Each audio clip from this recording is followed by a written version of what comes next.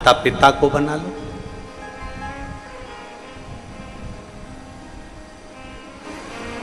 गुरु बनाना है तो अपने किसी घर के सदस्य जो क्रोध से छूटा हुआ हो, अहंकार से छूटा हुआ हो, आसक्ति से छूटा हुआ हो, उसको बना लो।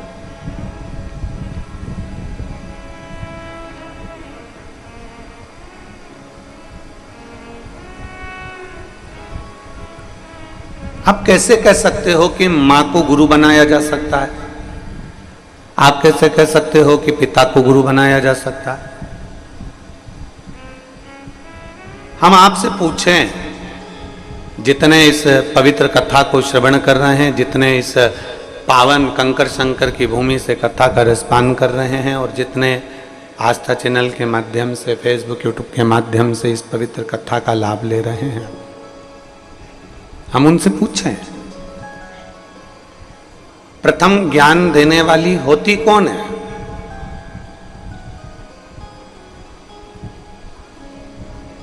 आपको बोलना सिखाता कौन है?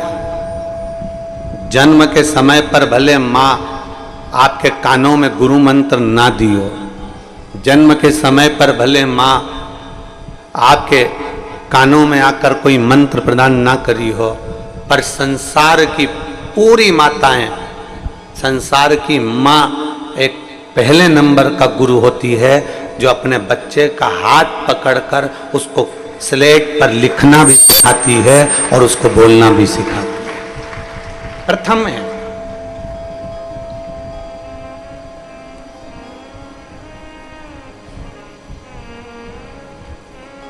माता रूपी गुरु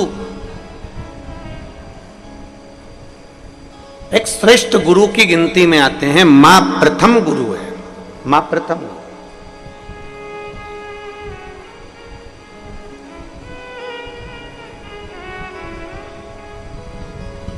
पहले नंबर का अगर कोई गुरु संसार में आपका हाथ पकड़कर लिखने की और लिखाने की सामर्थ्यता रखता है, पहले नंबर का गुरु यदि आपके कानों में भले मंत्र ना दिया हो, पर आपकी वाणी से माँ और पिता पापा खिलाने की सामर्थ्यता रखता है, दादा दादी बुलवाने की सामर्थ्यता रखता है, तो केवल एक माँ रूपी गुरु ही हो सकता है, बाकी का कोई।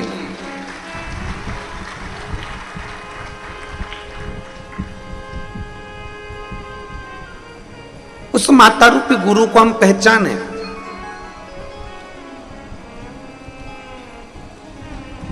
उस माता रूपी गुरु को हम जानने का प्रयास करें।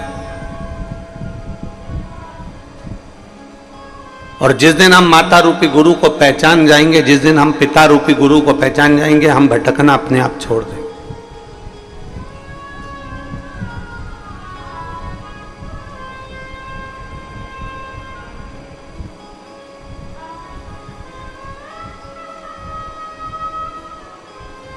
हमने पहले भी एक कथा में कहा कि पूर्व में हमारे जीवन में धन कम था, उसका गम होगा अपनी जगह, पर आज अपने माता पिता के संस्कारों में जो दम था, वो आज संपूर्ण भारत को नजर आता है। ये संस्कार देने वाले माता और पिता हैं। पहले नंबर का गुरु यदि संसार सागर में परमात्मा ने देकर भेजा है, तो वो मां को देकर भेजा। एक जीव जब जन्म लेता है ना, मृत्यु लोक में जब उस जीव को भेजा जाता है, मृत्यु लोक में जब उस जीव को भेजते हैं, मृत्यु सागर में, मृत्यु लोक में जब किसी मनुष्य को भेजा जाता है, तो वो ऊपर बहुत बहस करता है।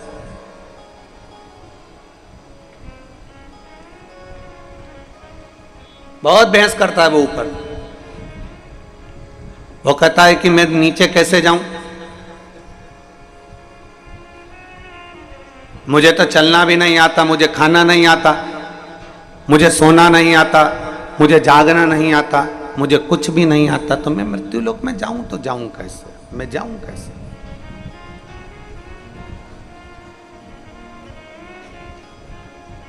इस संसार सागर में मुझे नहीं जाना, इस संसार सागर में मुझे नहीं पहुंचना, मुझे भेजिए नहीं, मैं नहीं जाना चाहता, मैं पहुंचना नहीं चाहता। क्या करूंगा मैं मृत्यु लोक में जाकर? वहां मेरा कोई ना कोई है ही नहीं, मैं जाऊंगा तो मुझे घर कहाँ पर बनाना है, मुझे रहना कहाँ पर है, कितना खाना है, मुझे भोजन कौन लाएगा, मेरे लिए नौकरी कौन करेगा, मेरे लिए जॉब कौन करेगा, मेरे लिए काम कौन करेगा, मेरे पास भरण पोषण का कोई तैयारी नहीं है, मेरे पास सोना चांदी नहीं, हीरा पन्ना नहीं, मेरे पास में गाड़ी बंगला नहीं, मैं तो किसी को पहचानता भी नहीं हूँ पृथ्वी पर, फिर मैं नीचे जाऊं तो जाऊं कैसे?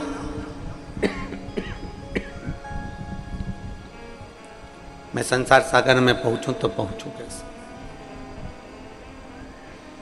भगवान ने उस जीव को बुलाया और परमात्मा ने उस जीव को बुलाकर कहा कि तुझे मृत्यु लोक में जाने में संकोच नहीं करना है। मैंने तेरे भोजन की व्यवस्था कर दी है, मैंने तेरे रहने की व्यवस्था कर दी है, मैंने तेरे पानी पीने की व्यवस्था कर दी है, मैंने तेरे लिए प्रॉपर्टी की व्यवस्था कर दी है, मैंने तेरे लिए गाड़ी की व्यवस्था कर दी है, मैंने तेरे लिए जमीन जायदाद कपड़ा जेवर सोना चांदी सब की व्यवस्था कर दी। फिर परमात्मा से जीव ने फिर पूछा, ऐसा संसार में ऐसा पुण्यवान जीव कौन है जो मुझे खाना भी खिला देगा, बिना नौकरी के मुझे पानी भी पिला देगा, बिना सर्विस के मुझे सोना भी दे देगा, बिना सर्विस के मुझे चांदी भी दे देगा, बिना सर्विस के मुझे प्रॉपर्टी भी दे देगा, बिना सर्विस के मुझे जमीन जायदाद सब दे देगा। ऐसा फरिश्ता संसार में कौन होगा? तो भगवान कहते हैं, जब किसी जीव को जन्म देता हूं ना, उससे पहले माता और पिता रूपी फरिश्ते को मैं पृथ्वी पर जन्म दे देता हूं, वो सब कुछ तुम्हें दे देगा।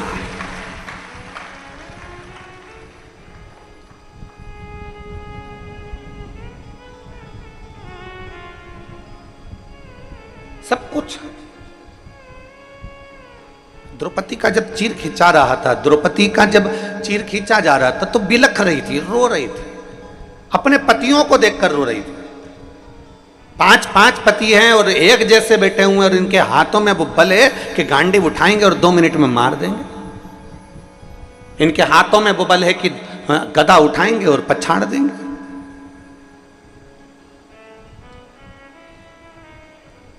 पतियों को देखकर द्रौपदी रो रही है और द्रौपदी के रोने का सम्मुख में धृतराष्ट्र को देखकर, गांधारी को देखकर, पूरी सभा को देखकर द्रौपदी रो रही है कि बताओ, इतनी बड़ी सभा में मेरे जैसी जीव को बचाने वाला कोई नहीं।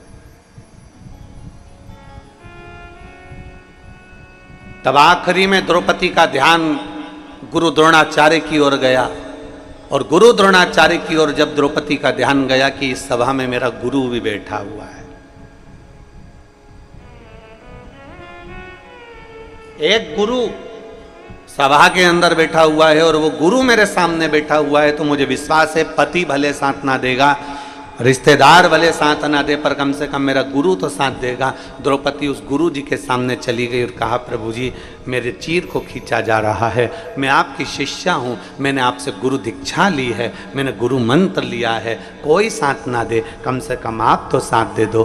गुरु द्रोणाचार्य नैनों में जल भरकर द्रौपदी से कहते हैं, इस सभा में जितने बैठे हैं कोई तेरा साथ नहीं देगा, तेरा गुरु भी तेरा साथ नहीं देगा, पर इतना याद रखना द्रौपदी, मैं भले साथ ना दूं, पर मैंने जो तुझे मंत्र दिया है उस मंत्र का जाप करना प्रारंभ कर दे। दुनिया का कोई साथ ना देगा पर वो परमात्मा साथ देगा। श्री शिवाय नमस्तुभ्यम।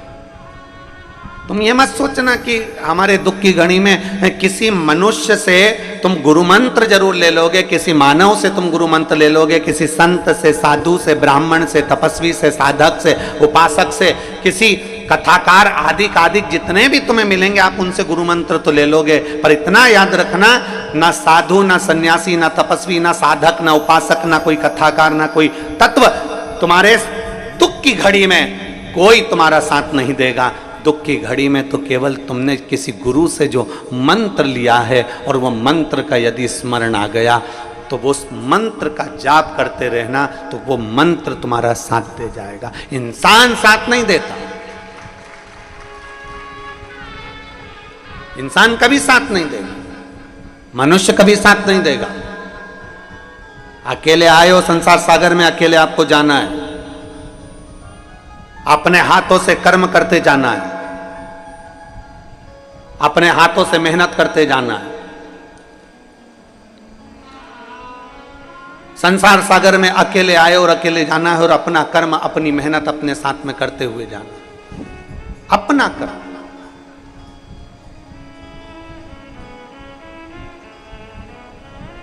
पर हमारी आदत ये हो गई है कि हम दुनिया के आश्रित हो गए।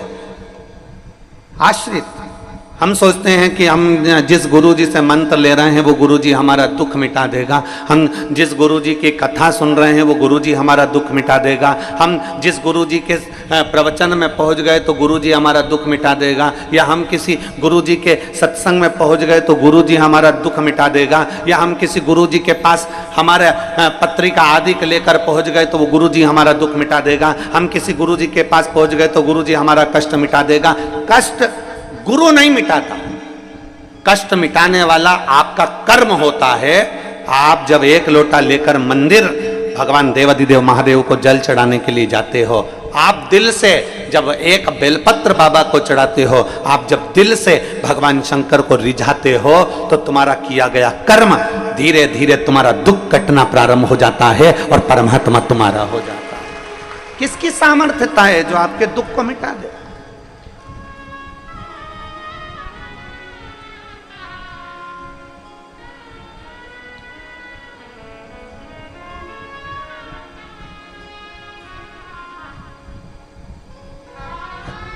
रामकृष्ण परमहंस जी को, स्वामी विवेकानंद जी के गुरु को बहुत बड़ी बीमारी हो गई थी, कैंसर जैसा रोग हो गया था, कैंसर जैसा रोग। नरेंद्र ने कहा, स्वामी विवेकानंद जी बोले, ए गुरुदेव, आपको इतनी बड़ी बीमारी हो गई, इतना बड़ा रोग हो गया है, माँ शारदा, माँ दुर्गा आपके कहने पर आपसे बात करने के लिए आती है, तो गुरुदेव आप माँ शारदा से क्यों नहीं कहते कि मेरा ये रोग समाप्त कर दे? जब इतनी बड़ी बीमारी आपको हो गई है तो माँ शारदा से क्यों नहीं कहते?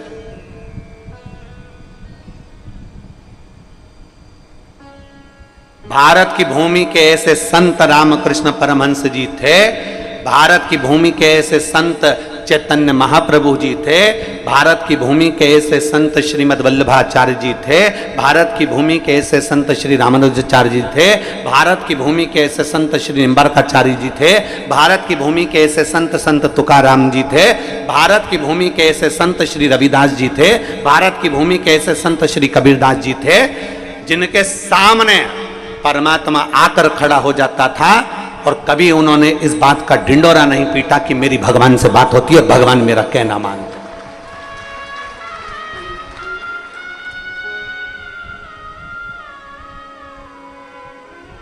आज के जमाने में अगर भगवान सपने में भी दिख जाए ना, तो लोग माइकों पर डोंडी पीट पीट के कहते हैं, कल रात्रि को मुझे वो दिखे थे और उन्होंने ऐसा कहा था।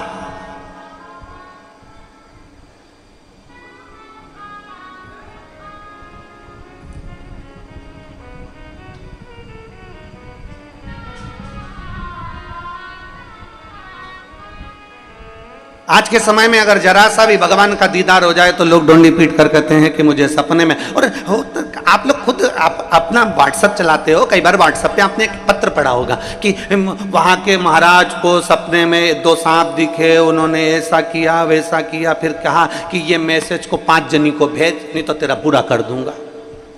बोलो बोलो, सही है कि गलत है? अरे बोलो तो जम के, सही है। सपने में उनको दिखा और उन्होंने डोंडी पीटना चालू करा कि ये 5 लोगों को भेज, नहीं तो तेरा बुरा करना प्रारंभ कर दूंगा। अब भगवान ने सपने में ये भी बोला था कि जो मैसेज नहीं पढ़ेगा या नहीं भेजेगा तो उसका बुरा हो जाएगा। ये हम भ्रम में जी रहे हैं, एक आडंबर हमारे साथ में लगा दिया गया है, एक हमारे साथ में एक नाटक लगा दिया गया है कि तुम्हें कैसे डराया जाए। आज तक इस व्यासपीठ ने आज तक ये नहीं कहा कि तुम मंदिर नहीं जाओगे तो नरक पड़ जाओगे, कथा नहीं सुनोगे तो नरक पड़ जाओगे। इस व्यासपीठ ने आज तक नहीं कहा ये कि नरक चले जाओगे अगर कथा नहीं सुनोगे, मंदिर नहीं जाओगे तो नरक चले जाओगे। ये व्यासपीठ आज तक नहीं बोली, ये व्यासपीठ कभी वर्णन नहीं करी। और इस व्यासपीठ ने यह भी नहीं कहा कि तुम स्वर्ग चले जाओगे कि नरक चले जाओगे।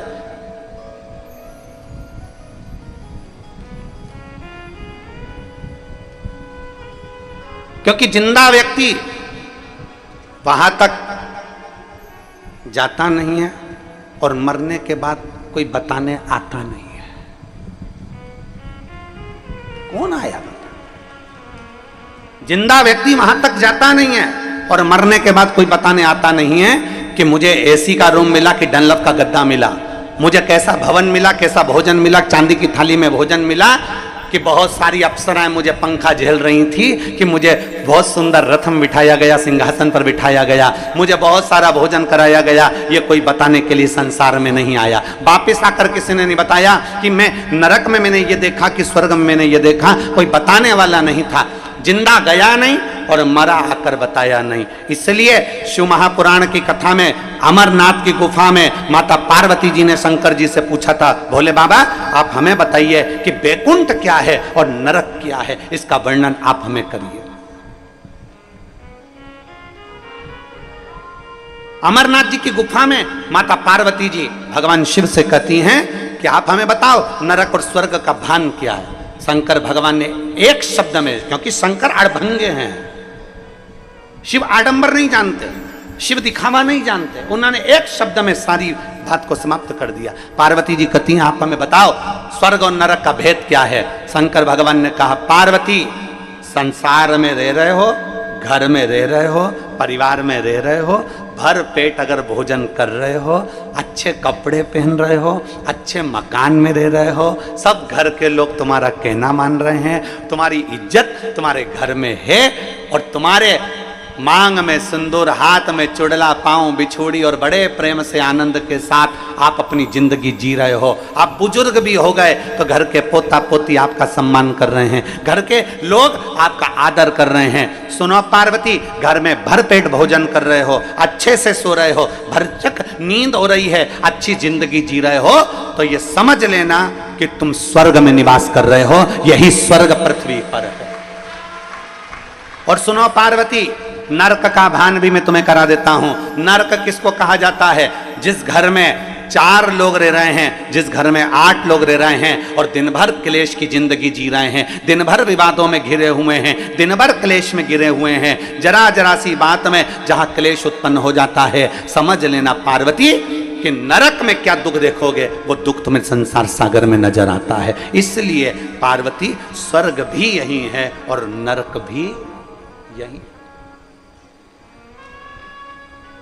अरे मत बुरे कर्म कर बंदे, वरना पछताएगा, भगवान की आंखों से तू बच नहीं पाएगा, तू बच नहीं पाएगा। अरे ओ अज्ञानी मत कर नादानी, अरे ओ अज्ञानी मत करना, तेरे कर्म का फल भी तू ही पाएगा, जैसा किया तूने तेरे आगे आएगा। मत बुरे कर्म कर बंदे, वरना पछताएगा, भगवान की आंखों से तू बच नहीं पाएगा, तू बच नहीं पाएगा। तेरा स्वर्ग भी यही है और तेरा नरक भी यही है।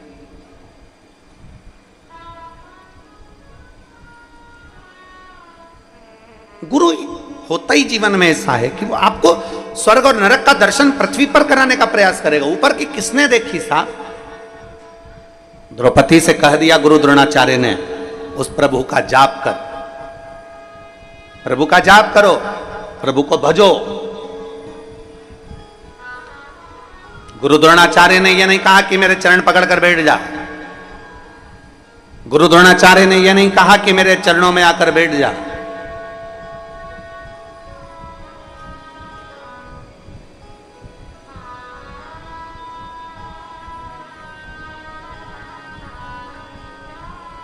गुरु द्रोणाचार्य ने केवल एक ही बात कही,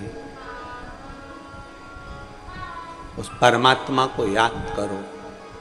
विपदा की घड़ी हो, विषम परिस्थिति हो, दुख का समय हो, उस समय पर उस शिव को, मेरे त्रिकालदर्शी कैलाशी को याद करो, उसको याद करो।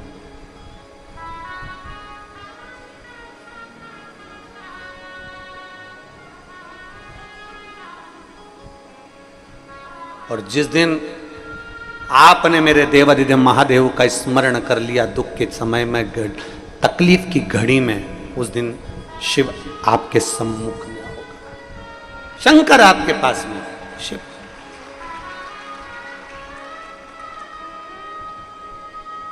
और अंत समय प्रभु आना पड़ेगा, वचन दिया तो निभाना पड़ेगा। आए ना आए प्रभु कुटुंब कबीला, अंत समय प्रभु आना पड़ेगा, वचन दिया तो निभाना। वो गुरु अपना चरण नहीं पकड़ाए,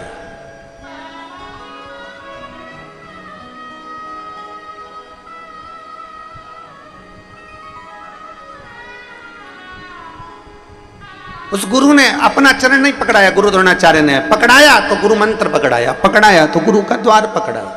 भजन करो, भगवान का स्मरण करो।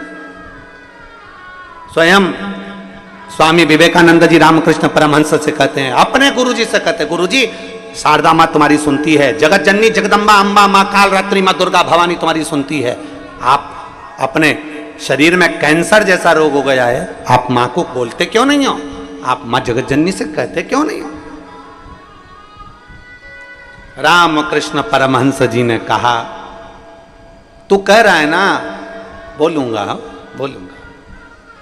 एक दिन रामकृष्ण परमहंस जी से स्वामी विवेकानंद जी ने कहा, आज तो तुम्हें जगत जननी दुर्गा भवानी से कहना ही पड़ेगा कि मेरा कैंसर का रोग समाप्त करो।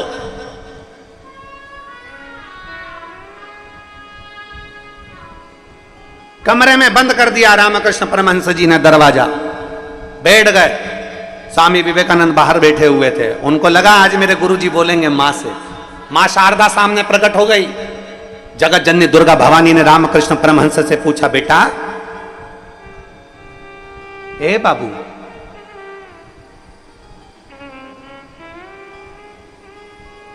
रामा रामकृष्ण, ए बाबू। रामकृष्ण परमहंस जी नेत्र बंद कर कर बैठे थे, आंखों से नीर बह रहा था। स्वामी विवेकानंद बाहर बैठे हुए इंतजार कर रहे हैं, आज मेरे गुरु की बीमारी ठीक हो जाएगी। आंख से आंसू बह रहे रामकृष्ण परमहंस के। और मां जगत जननी ने पूछा, बाबू तू रो रहा है?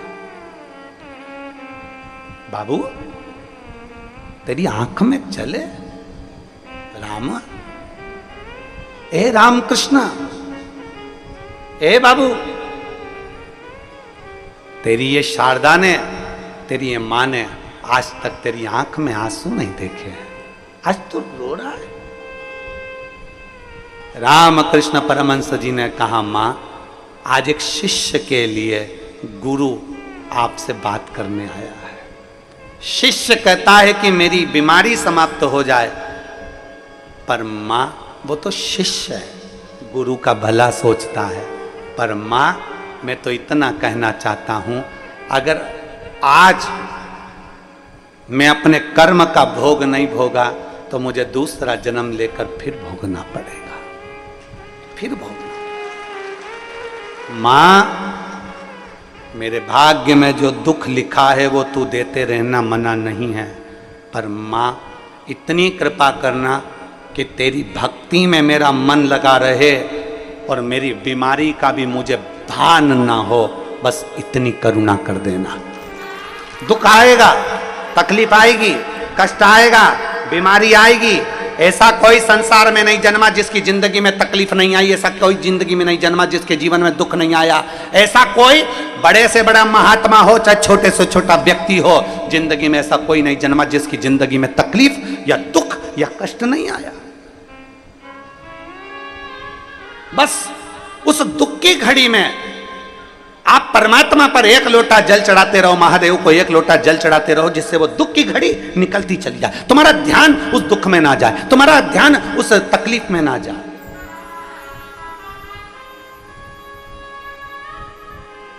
एक पत्र आया है, उस पत्र में एक मां ने लिखा कि मेरी बेटी की आंख के नीचे एक छोटी सी सफेद लाइन हो गई। बेटी का जीवन, लड़की का जीवन, मेरी बेटी के आंख के नीचे सफेद लाइन हो गई। सफेद लाइन जब आंख के नीचे ली तो धीरे धीरे धीरे धीरे वो सफेद सफेद सफेद करते करते पूरा चेहरा उसका सफेद होने लगा, बीमारी फैल गई। उसने पत्र में लिखा, जरा देखिएगा।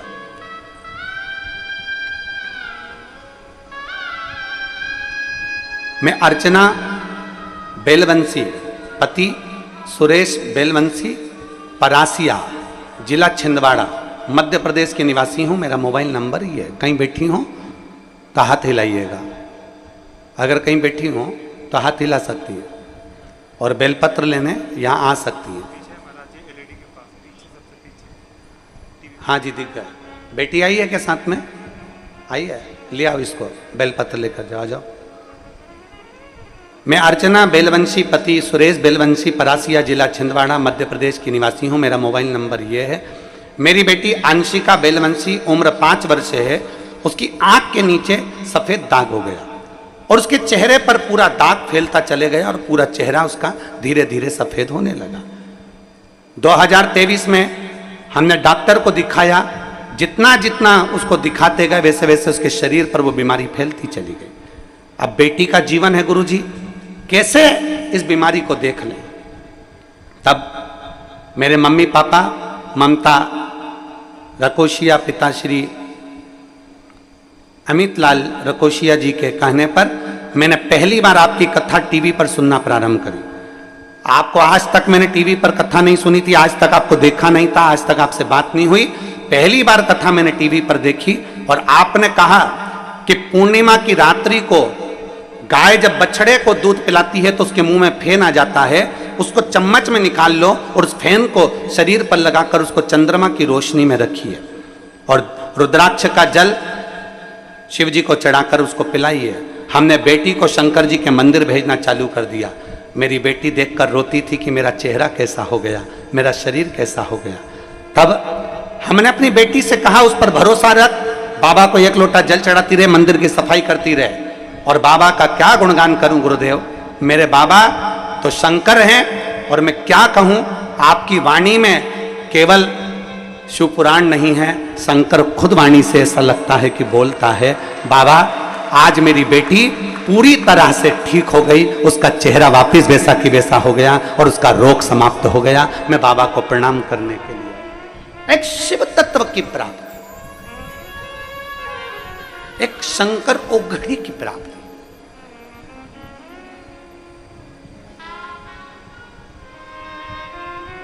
हम जब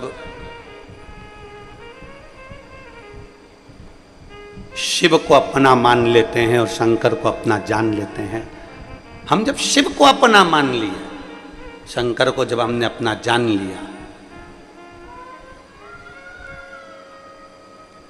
वो एक लाइन आप और हम हमेशा गुनगुनाते रहते हैं,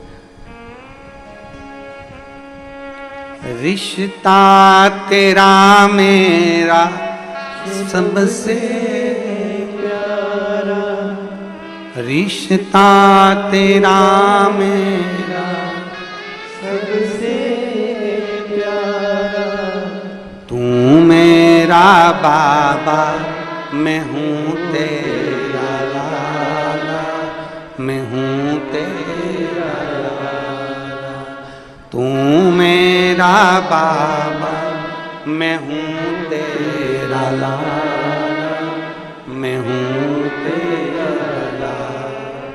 एक विश्वास, एक भरोसा।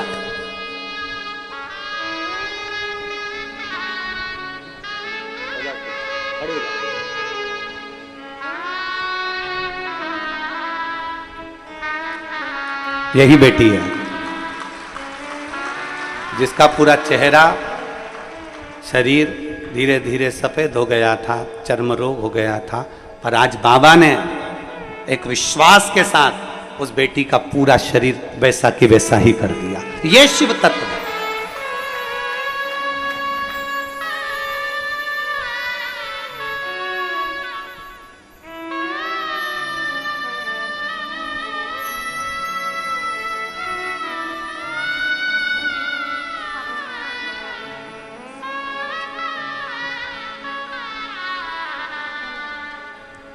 प्रणाम करो।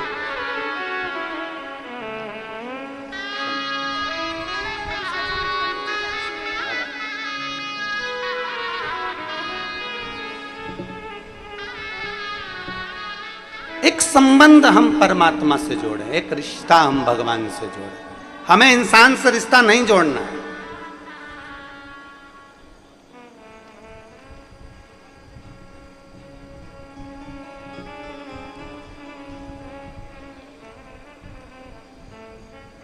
याद करो जगत गुरु शंकराचार्य जी का वो समय, 14 वर्ष की आयु में जगत गुरु शंकराचार्य जी जब पूरे विश्व में शिव का डंका बजा रहे थे, पूरे विश्व में जगत गुरु शंकराचार्य जी जब शंकर की पूजन का, शिव की स्तुति का, शंकर की आराधना का डंका बजा रहे थे, तब कई लोग जगत गुरु शंकराचार्य जी के चरण को पकड़ रहे थे। तो जगत गुरु शंकराचार्य जी ने कहा, मुझे क्यों पकड़ते हो? मैं तो आज हूँ, कल नहीं। मेरा मानव का शरीर है, आज रहेगा, कल नहीं। अगर तुम्हें पकड़ना है तो शंकर के शिवलिंग को पकड़ लो, शिव की स्तुति को पकड़ लो। आज शरीर है, कल नहीं। 14 वर्ष के जगत गुरु शंकराचार्य जी अपनी वाणी में कहते हैं, मुझे नहीं पकड़ना, पकड़ना महादेव को। मुझे नहीं पकड़ना, पकड़ना शंकर को। मुझे नहीं पकड़ना, शंकर पकड़ना है शिव को। मुझे नहीं पकड़ना, पकड़ना है शंकर के दरवाजे को।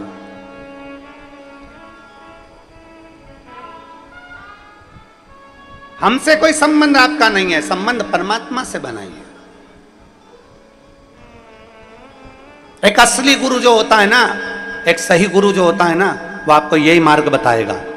हमारे पास में नहीं, हमारे चरण पकड़ना नहीं, पकड़ना तो मेरे देव अधिदेव महादेव के चरण पकड़ना। जब दुख की घड़ी आएगी तो वो परमात्मा तुम्हारा साथ देगा। और अंत समय प्रभु आना पड़ेगा, वचन दिया तो निभाना पड़ेगा।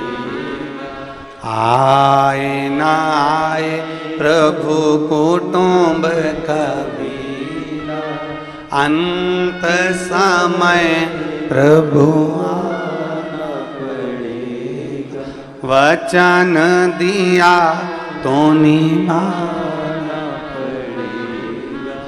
अंत समय प्रभु आना पड़ेगा। एक शिव पर भरोसा करिए, एक ओगड़ी पर भरोसा करिए। माँ शारदा कर रही है, माँ जगतजननी दुर्गा भवानी कर रही है, माँ आद्य शक्ति कर रही हैं। रामा तेरी आंख में चले, ए बाबू क्यों रो रहा है, क्यों रो रहा है? रामकृष्ण परमहंस जी कहते हैं, माँ बस एक आस लिए बैठा हूं, एक आस। क्या आस है तेरी, बोल। रामकृष्ण परमहंस जी कहते हैं, ये जो रोग मिला है ना, बस तुम्हारी भक्ति में इतना डूबा रहूं कि ये रोग मुझे मालूम ना पड़े। शिव जी के मंदिर में जब एक लोटा जल चढ़ाने जाओ, शंकर जी से अपने मन की बात कहते समय ये जरूर कहना कि अगर दुख की घड़ी आए तो परमात्मा इतनी कृपा जरूर करना कि वो दुख मुझे याद ना आए, तेरी भक्ति में इतना रमा रहूं, मैं तेरे भजन में इतना रमा रहूं।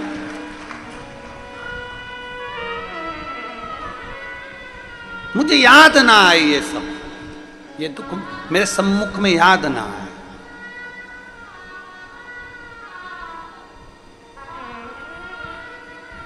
आप में से कोई लोग नाव में कभी बैठे हैं क्या? जो लोग बैठे हैं जरा हाथ उठाओ। नाव में कभी बैठे हो तो ठीक है, रख लो रख लो, बहुत जोरदार।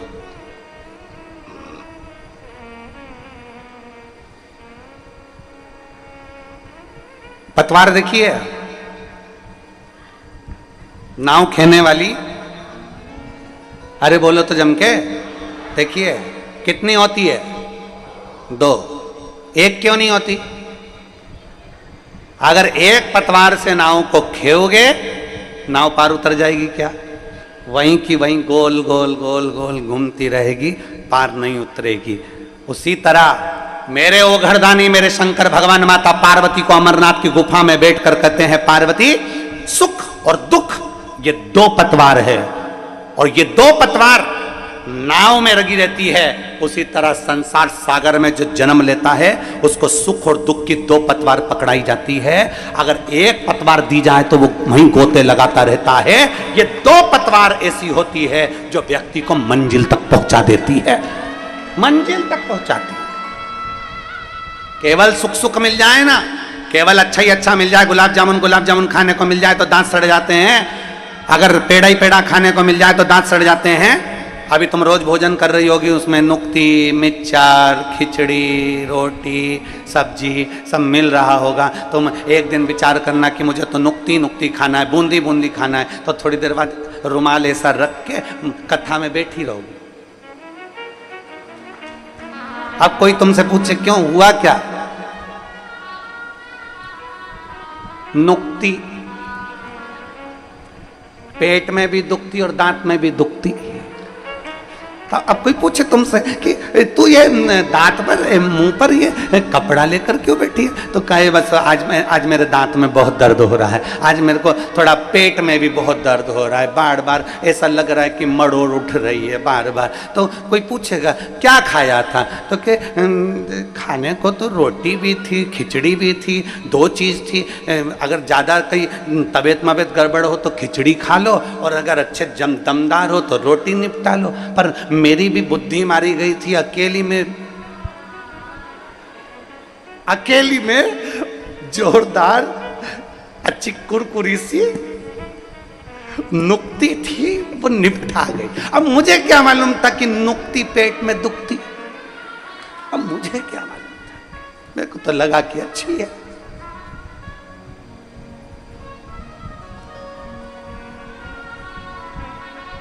अब मैं तो खा गई। अब मुंह पे रुमाल रखकर बैठे हो, दांत में तकलीफ। अर्थात शिव महापुराण की कथा कहती है, मेरे भोलेनाथ मेरे ओघड़दानी अमरनाथ जी की गुफा में कहते हैं बैठकर, पार्वती सुन, 2 पतवार से नाव पार होती है। उसी तरह दुख के साथ सुख है और सुख के साथ दुख है। एक पहले चलती, फिर दूसरी चलती, फिर एक चलती, फिर दूसरी चलती। सुख आएगा, दुख आएगा, सुख आएगा, दुख आएगा, सुख आएगा, दुख आएगा, और अंत में मंजिल तक पहुंच जाओगे। बस तुम्हारी नैया पार, भटकना नहीं है।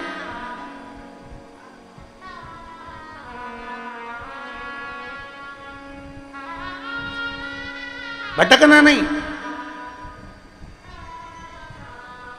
अगर हम इस सुख दुख की नाव में सवार हैं, मंजिल तक पहुंचना है तो परमात्मा का, रामकृष्ण परमहंस जी से मां जगत जननी करी, मांग तुझे क्या चाहिए, आज मेरा दिल प्रसन्न है क्योंकि तेरे शिष्य ने तेरे लिए सोचा है, तो बोल तुझे क्या चाहिए। रामा बोल दे, रामा हे बाबू मुंह से बोल तो सरी। रामकृष्ण परमहंस जी कहते हैं, मां आज एक इच्छा है मेरी, वो तू पूरी कर देना। माँ कौन सी इच्छा है, बोल रामकृष्ण परमहंस। माँ पूछ रही है कौन सी इच्छा। तब स्वामी विवेकानंद जी का स्मरण आया और रामकृष्ण परमहंस जी ने कहा, माँ इतना जरूर करना, जब मेरे अंतिम क्षण हो, प्राण छूट रहे हो माँ, तब तेरी गोद में मेरा सिर रखा हुआ हो और मैं अपने धाम को चला जाऊं। बस इतनी क्या कर?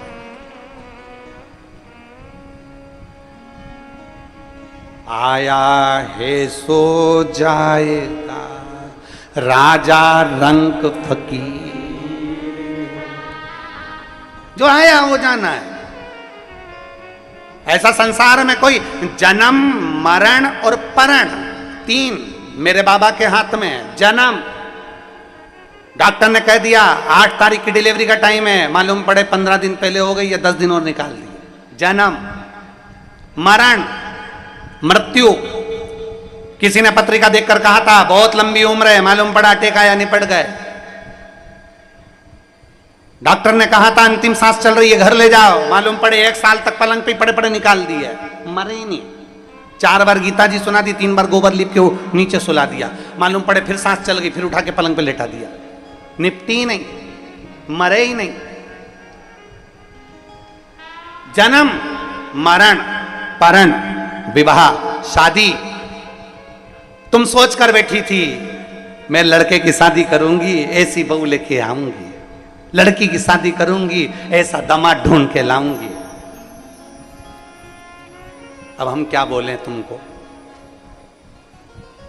तुम सब अच्छे से जान रही होगी तुम्हारे घर में कैसी आई है और कैसे दामाद और कैसे सब मिले हैं, ये तुम सब जानते। कितना कितना सोचा था, कितना कितना विचार करा था, कितना कितना मन में सोच कर बैठे थे।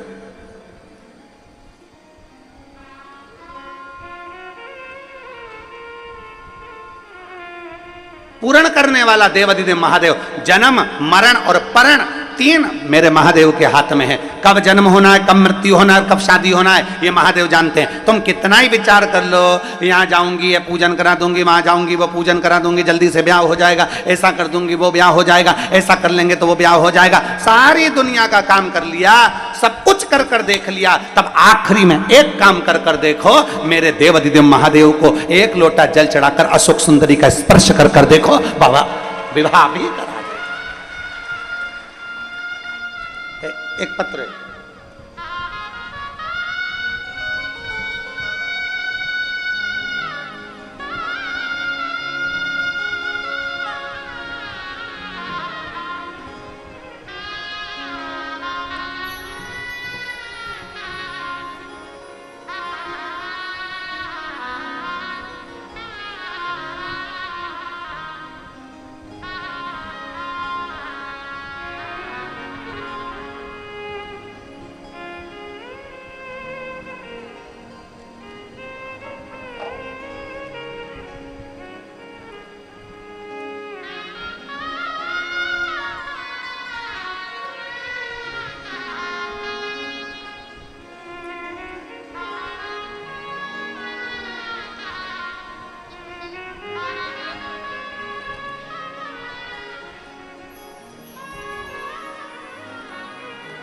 सुमित बालाजी कांवले लातूर से हैं। कहीं बैठे हो तो हाथ हिला सकते हैं। आप ही हैं? श्री शिवाय नमस्तुभ्यं। बेटा आया है जिसकी नौकरी लगी, वो नहीं आया। आ जाओ, एक बेलपत्र लेकर चले जाओ। आइए, हम लातूर से आए हैं,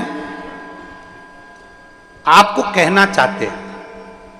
मेरे बच्चे की नौकरी नहीं लग रही थी, बच्चा भगवान पर भरोसा नहीं करता था, किसी बाबा पर भरोसा नहीं करता था मेरा बच्चा। तब मैंने अपने बेटे से कहा कि तू एक बार शिव मंदिर जाना चालू कर, शंकर को एक लोटा जल चढ़ाना चालू कर। मेरा बेटा कहता है, माँ क्या शिवजी को जल चढ़ाने से नौकरी लग सकती है? तो मेहनत कर। वो सियोर वाला महाराज कहता है, इतनी मेहनत करो और शंकर को फिर आखिरी में एक बेलपत्र उस पर शहद लगाकर बाबा को विनय कर कर जा, जरूर सफलता मिलेगी। और मेरे बेटे ने मेरा कहना माना, एग्जाम देने गया, मेहनत कर कर, अच्छा लगन लगाकर और बेलपत्री पर शहद चढ़ाकर आज मेरा बेटा गवर्नमेंट में सिविल इंजीनियरिंग के पद पर नियुक्त हो गया। मैं बाबा को धन्यवाद देती हूं। ये शिव तत्व है। एक भीतर से एक विश्वास की जागरूकता होना चाहिए, अपने भीतर एक विश्वास की जागरूकता उत्पन्न। कहते हैं ना,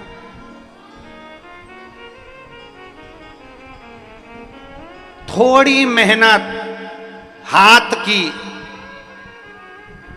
जम के बोलो आप भी हमारे साथ, थोड़ी मेहनत हाथ की, बाकी की कृपा कुबेरेश्वर नाथ की, बाकी की कृपा वो कर।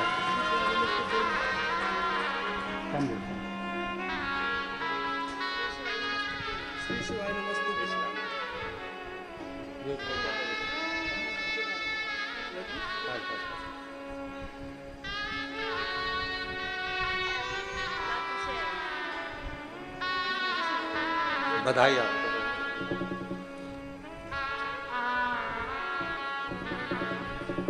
थोड़ी मेहनत, जम के बोलो जरा, हाथ की, बाकी की कृपा भोले नाथ। मेहनत आपको करना है, परिश्रम आपको करना है, संघर्ष आपको करना है, पर बाकी का जो संघर्ष करो, जो मेहनत करो, मेरे शंकर के भरोसे पर कर लो, फिर आगे बढ़ लो। मेरा भोलेनाथ आपका हाथ पकड़कर पार कर ही देगा। थोड़ी मेहनत हाथ की, बाकी की कृपा भोले नाथ की। बाकी की कृपा करने वाला वो भोले भंडारी है, भोलेनाथ।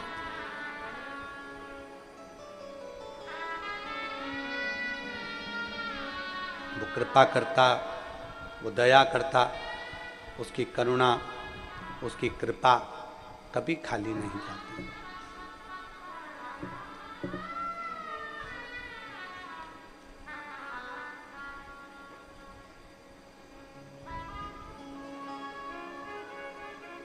उसकी कृपा, मां इतनी करुणा जरूर करना कि अंत समय तेरी गोदी में निकले, ये कृपा है।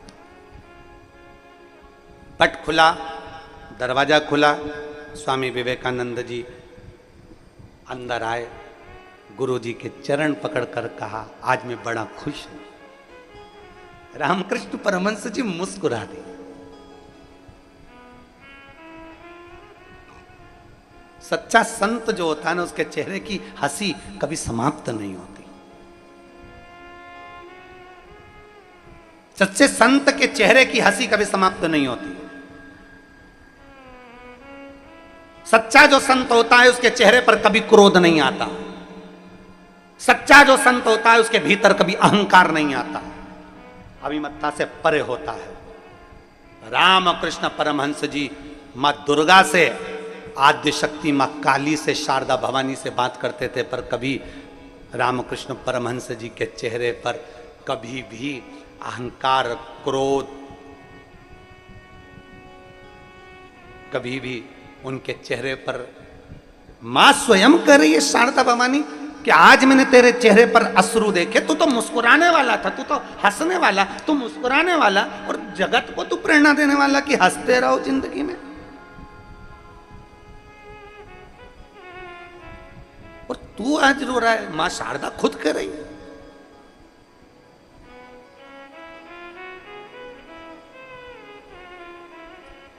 हे राम, तो आज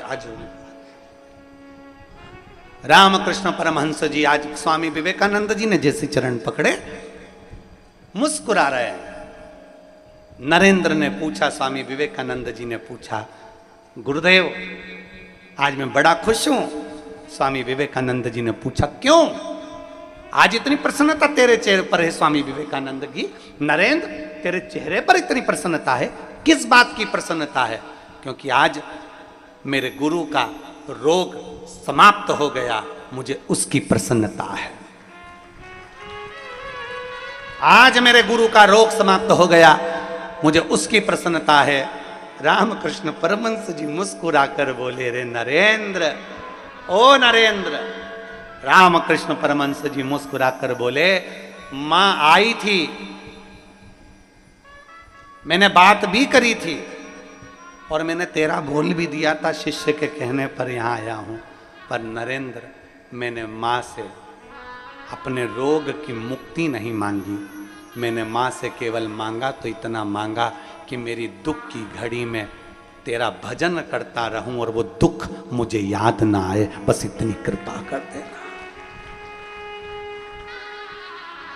ऐसा कौन जिसके जीवन में दुख ना आए? ऐसा कौन जिसके जीवन में तकलीफ ना आए? ऐसा कौन जिसके जीवन में कष्ट ना आए? तुम कितना बड़ा भी अगर मिनिस्टर है, कितना बड़ा भी मंत्री संतरी कलंतरी, कितना बड़ा भी पदाधिकारी, चाहे वो बड़े से बड़े ओहदे पर बैठा हो, चाहे वो कलेक्टर हो, एसपी हो, चाहे वो आईएएस ऑफिसर बनकर बैठा हो, चाहे कितने बड़े भी ओहदे पर बड़े से बड़ा ऑफिसर बनकर बैठा हो, चाहे बड़े से बड़ा मिनिस्टर बनकर बैठा हो, चाहे एक छोटे से छोटा गरीब से गरीब व्यक्ति से लेकर बड़े से बड़ा साधु संत सन्यासी तक क्यों ना है, उसकी जिंदगी में भी दुख आता जरूर है। क्योंकि जो जन्म लेता है उसको 2 पतवार पकड़ा कर भेजा जाता है, 2 हाथ देकर भेजा जाता है कि ये 2 पतवार सुख और दुख की है, इस पतवार से तुम्हें पार होना है। सुख भी आएगा, दुख भी आएगा, सुख में भूलना मती और दुख में शंकर को कभी भूलना मती, बस इतना याद रख ले।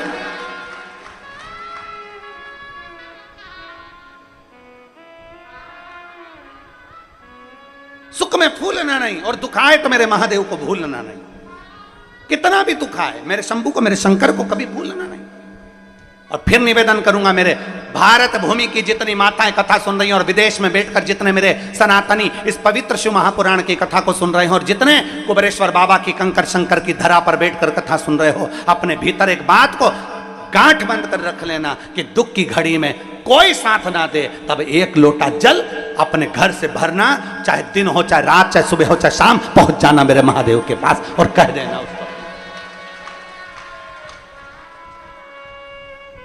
1 लोटा जल भरना और पहुंच जाना अपने पिता के पास में, अपने बाबुल के पास में, और बाप के पास पहुंचकर उससे अपने दिल की बात कह देना, उसको पिता मानकर, उसको अपना पिता जानकर अपने मन की बात कह देना। बाबुल आज मैं दुखी हूं, बाबा आज मैं बहुत तकलीफ में हूं, पिता आज मेरे जीवन में ये तकलीफ आकर खड़ी हो गई, सारी समस्या का हल 1 लोटा बोल बम का नारा है। उससे कह दो जाकर, उससे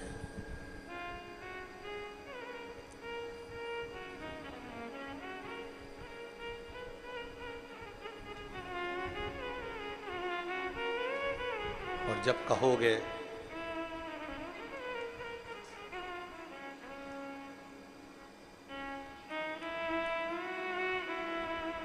जब उससे जाकर विनय करोगे, जब उससे जाकर कहोगे, विनय करोगे, निवेदन करोगे, तो जिंदगी का एक सुख अपने आप रखो। मांगू क्या मैं क्या नहीं तुमने दिया, मांगू क्या मैं क्या नहीं तुमने दिया, मुझको तुमने ना कहीं झुकने दिया, मुझको तुमने ना कहीं झुकने दिया, मुझको तुमने ना कहीं झुकने दिया, मुझको तुमने ना कहीं झुकने दिया। क्या मांगे? उससे बस कह सकते हैं,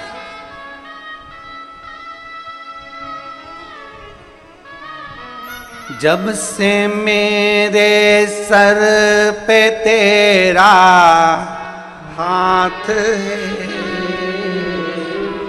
जब से मेरे सर पे तेरा हाथ है, ठोकरों में भी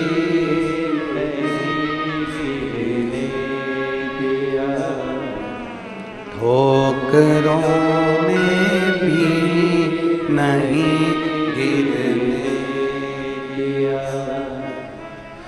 मांगू क्या मैं क्या नहीं तुमने दिया, मांगू क्या मैं क्या नहीं तुमने दिया, मुझको तुमने ना कहीं झुकने दिया। मुझको तुमने ये शिव औघड़ी है, उसके चरणारविंद का रज, उसके चरणों की प्रीति आपको आपकी मंजिल तक पहुंचा देती है। एक प्रीत अपने भीतर शिव को पाने की रखिए, शिव को पाने।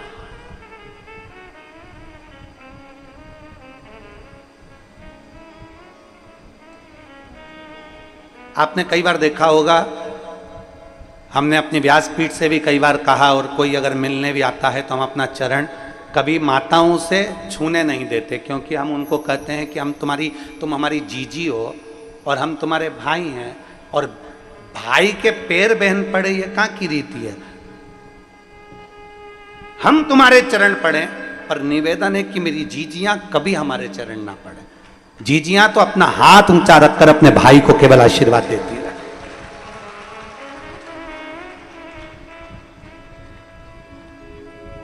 और अगर चरण पकड़ना है तो किसी संसार के लोगों के नहीं, चरण पकड़ना है तो किसी संसार के व्यक्ति के नहीं। अपने सास ससुर के चरण पकड़ो, अपने पति के चरण पकड़ो, अपने माता पिता के चरण पकड़ो, और चरण पकड़ना है तो मेरे महादेव के चरण पकड़ दो, इसके सिवा किसी के मत।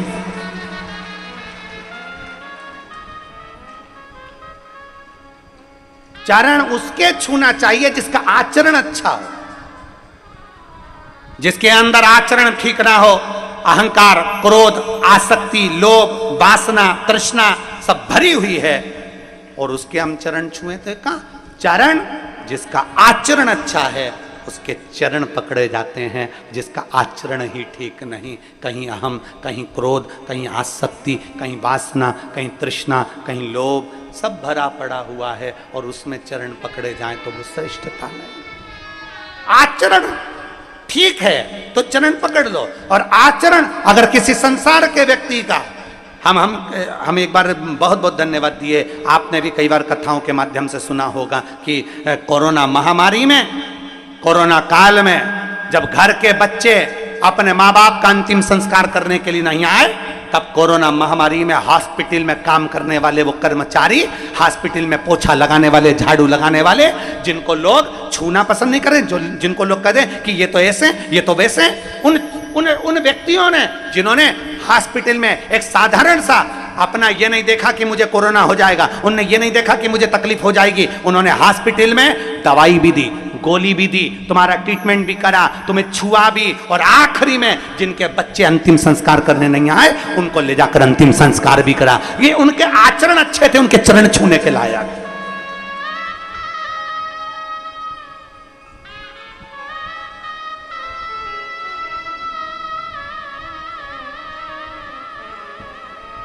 जिनके आचरण ही अच्छे नहीं उनके क्या चरण छुए। अरे हॉस्पिटल में जाओ तो सबसे पहले वो सेवादारों को धन्यवाद दो कि तुम इस हॉस्पिटल की पूरी सफाई करते हो। हॉस्पिटल में जाओ, चिकित्सालय में जाओ तो उन सेवादारों को धन्यवाद दो कि तुम हॉस्पिटल में सफाई करते हो। जिस रोड पर कोई घूमना पसंद नहीं कर रहा था कोरोना महामारी में, उसमें पुलिस प्रशासन का एक एक कर्मचारी चौराहे चौराहे पर ड्यूटी दे रहा था। क्या उनके बच्चे नहीं थे? क्या उनकी पत्नी नहीं थी? क्या उनके माता पिता नहीं थे? पर एक एक पुलिसकर्मी ने चौराहे पर खड़े हो होकर सेवा दी है। धन्यवाद देना उन पुलिसकर्मियों को जिन्होंने अपनी ड्यूटी को सही मायने में निभाया है। साधुता इनको दीजिए। जिसका आचरण ठीक ना हो उसके चरण भी मत छुओ। व्यासपीठ भी ये कहती है आप आचरण अच्छे नहीं है चरण ना छुए। जिसका आचरण अच्छा है उसके चरण पकड़ लीजिए, उसके चरण पकड़। अपने अंदर अहंकार इतना भर लिया, अपने अंदर क्रोध भर लिया, अपने अंदर आसक्ति भर ली, अपने अंदर तृष्णा भर ली। एक बच्चा अपने दादाजी से पूछा, दादाजी ओ दादाजी। दादाजी बोले हाँ रे बोल बोल क्या है रे। तो दादाजी से कहा, दादाजी पापा जब भी ड्यूटी पर से आते हैं तुम अपना लेक्चर देना चालू कर देते। पापा ड्यूटी पर से आए और तुमने अपना लेक्चर देना चालू कर। दादाजी ने कहा मैंने क्या लेक्चर दिया रे, अपनी बाप की वाणी बोल रहा है एक तू भी अपने बाप पर गया। तो पोता बोला बाप पर ही तो जाऊंगा, उन्हीं की तो औलाद हूं। मैंने क्या बोला कि दादाजी पिताजी जब भी ड्यूटी से आते हैं तुम लेक्चर देना चालू कर देते हो, गुस्सा मत करे कर, क्रोध मत करा कर, अहंकार मत कर, क्रोध मत कर, क्रोध मत कर, क्रोध मत कर। ये बार बार तुम्हें बोलना चाहिए क्या? अपने अंदर गुस्सा नहीं रखना, अपने अंदर क्रोध नहीं रखना, अपने अंदर अहंकार नहीं रखना। तो इतने में पोता बोला दादाजी क्या नहीं रखना है, उसमें रखने से क्या होता है। इतने में दादाजी भी चतुर थे, उन्होंने एक झिंगुर उठाया, काकरोच, और दादाजी ने काकरोच उठाकर झिंगुर उठाकर अपने पोते की शर्ट के अंदर डाल दिया। अब तो पोता बार बार झटका रहे, झिंगुर झिंगुर झिंगुर झिंगुर झिंगुर। अब बैठे तो उसको झिंगुर झिंगुर नजर आ। अब दादाजी मुस्कुरा रहे, पोता परेशान। दादाजी ने कह दिया ले मैंने झिंगुर निकाल दिया। झिंगुर निकालने का दादाजी ने बोल दिया, पर झिंगुर अंदर ही था, चल रहा था। तो पोता फिर बोला दादाजी झिंगुर, दादाजी झिंगुर, दादाजी काकरोच काकरोच काकरोच। बहुत देर तक फिर दादाजी ने उसके सामने झिंगुर को निकाल कर पटका। अब बच्चा आराम से बैठा। बस दादाजी ने कहा बेटा मैं अपने पुत्र को, पोते से कहा अपने पुत्र को कहता हूं कि अपने अंदर क्रोध मत रख, अपने अंदर अहंकार मत रख। एक झिंगुर, एक काकरोच अंदर चले जाता है तो वो सही से बैठने नहीं देता। अगर अंदर क्रोध और अहंकार चले गया तो जिंदगी में अच्छे से रहने नहीं देगा।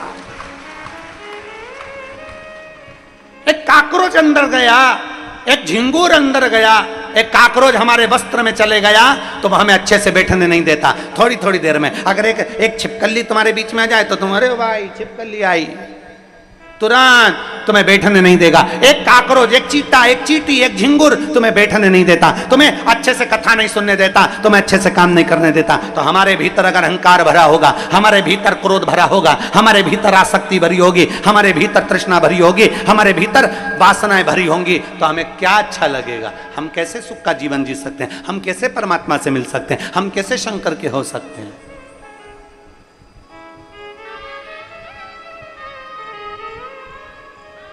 कैसे?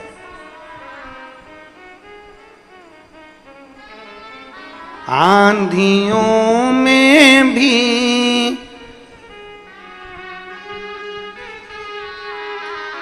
बाबा ये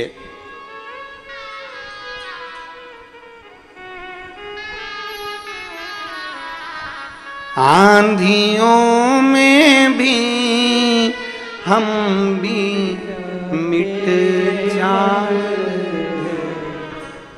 बाबा आपकी कृपा ऐसी थी कि आपने उन आंधियों में मुझे गिरने नहीं दिया। ये तेरी कृपा है, ये तेरी करुणा है, ये तेरी दया है, तेरी दया। एक बहन पत्र लिख रही है, डमरू भी भेजा हो। मेरा नाम सरिता बाथम है, मैं इंदौर से आई हूँ, मेरा मोबाइल नंबर ये है। कहीं बैठी हैं सरिता जी?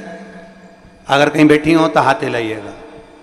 मेरा नाम सरिता बाथम है, मैं इंदौर से आई हूँ, मेरा मोबाइल नंबर ये है। दोनों हाथ हिलाओ।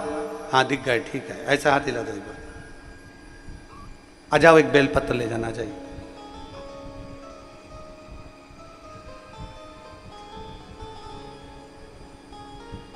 बहुत अच्छी बात लिखी है, पहली लाइन तो बहुत अच्छी लिखी। गुरुजी आपको आपकी बहन का प्रणाम, और मेरी जीजियों का प्रणाम मेरे सर माथे पर हो।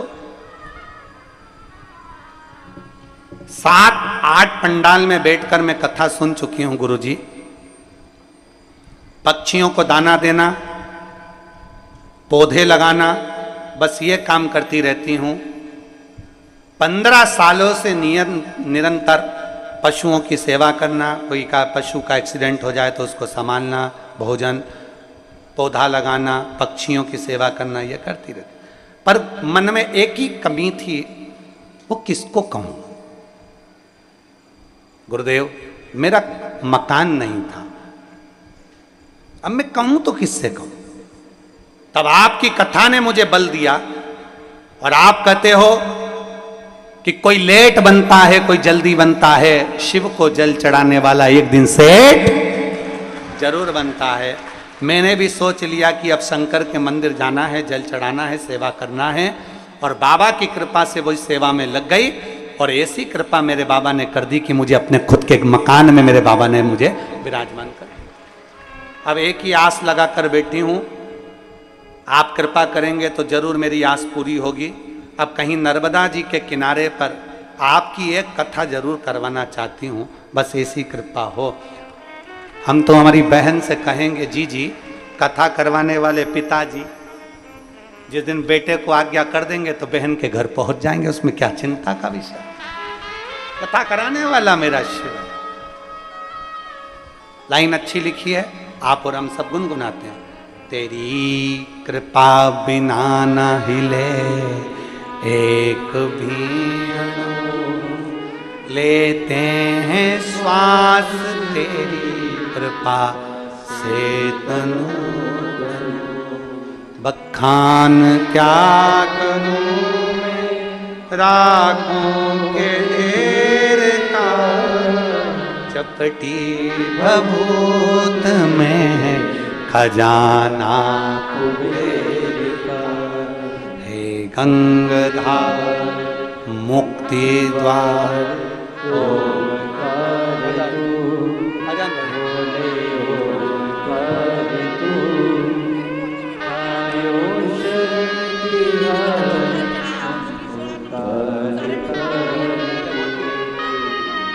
बता रही हैं, मेरी पोती बोलती नहीं थी, अब बाबा की कृपा से उसकी वाणी भी चालू हो गई और श्री शिवाय नमस्तुभ्यम से बोलना पड़ा।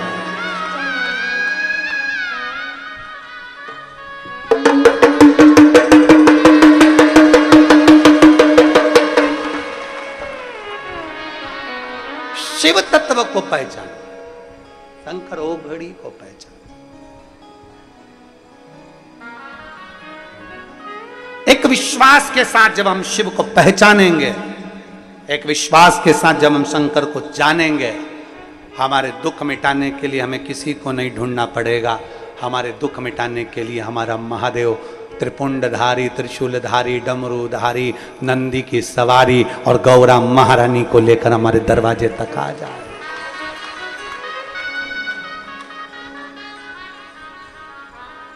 आएगा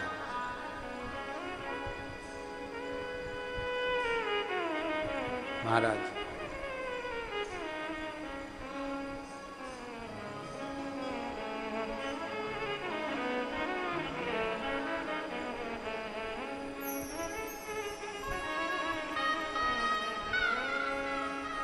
जब वो कहते हैं उम्मीद का दूसरा नाम है कुबेरेश्वर धाम। सारी दुनिया से उम्मीद खत्म हो जाए, आस खत्म हो जाए, जब हर जगह से विश्वास खत्म हो जाए, तब उम्मीद का दूसरा नाम है, जम के बोलो जरा, उम्मीद का दूसरा नाम है कुबेरेश्वर धाम।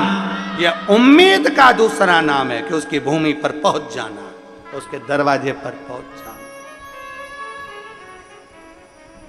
और मुझे तेरा ही सहारा है मेरे भोले बाबा, मुझे तेरा ही सहारा है मेरे भोले बाबा। कब से खड़ी हूँ झोली पसार, क्यों ना सुने तू मेरी पुकार। कब से खड़ी हूँ झोली पसार, जय हो।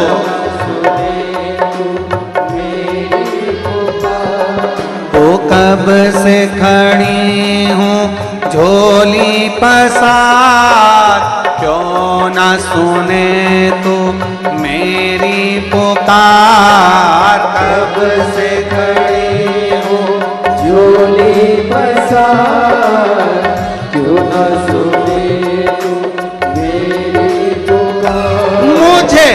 तेरा ही सहारा है मेरे भोले बाबा, मुझे तेरा ही सहारा है मेरे भोले बाबा। मैंने तुम्हें ही पुकारा है मेरे भोले बाबा, मैंने तुम्हें ही पुकारा है मेरे भोले बाबा। शंभो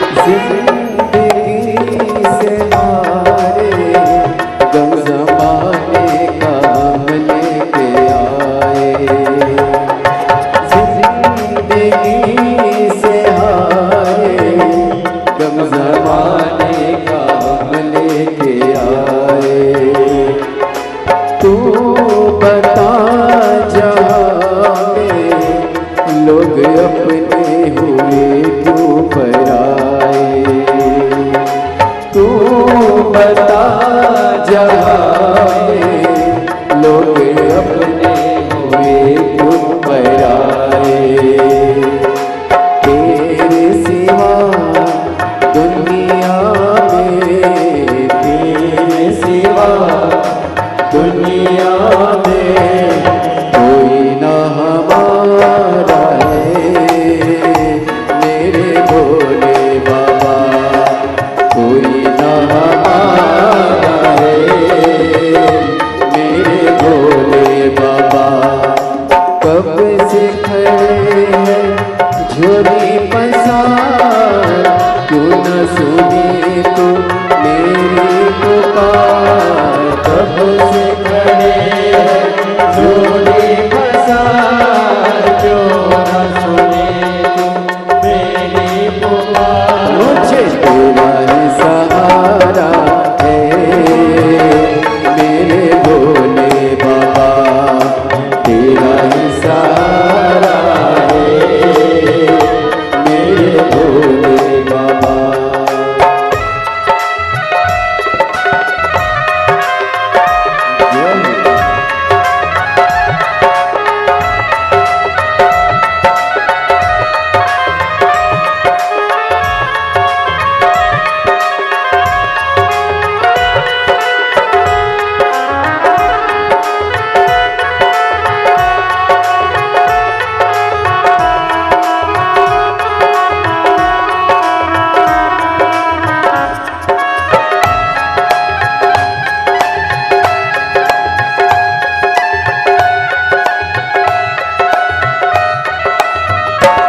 शंभो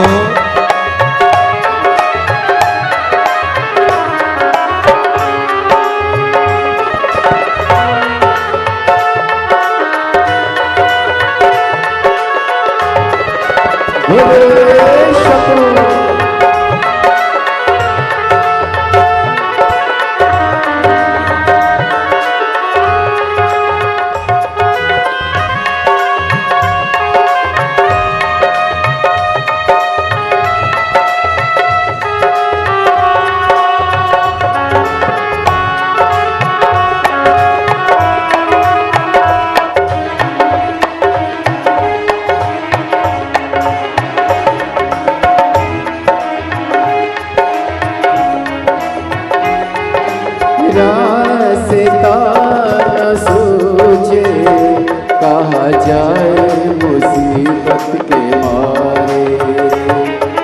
रास्ता न सूझे कहा जाए मुसीबत के मारे। आसरा है तेरा दूर कर दो ये संकट हमारे। आसरा है तेरा दूर कर दो ये संकट हमारे।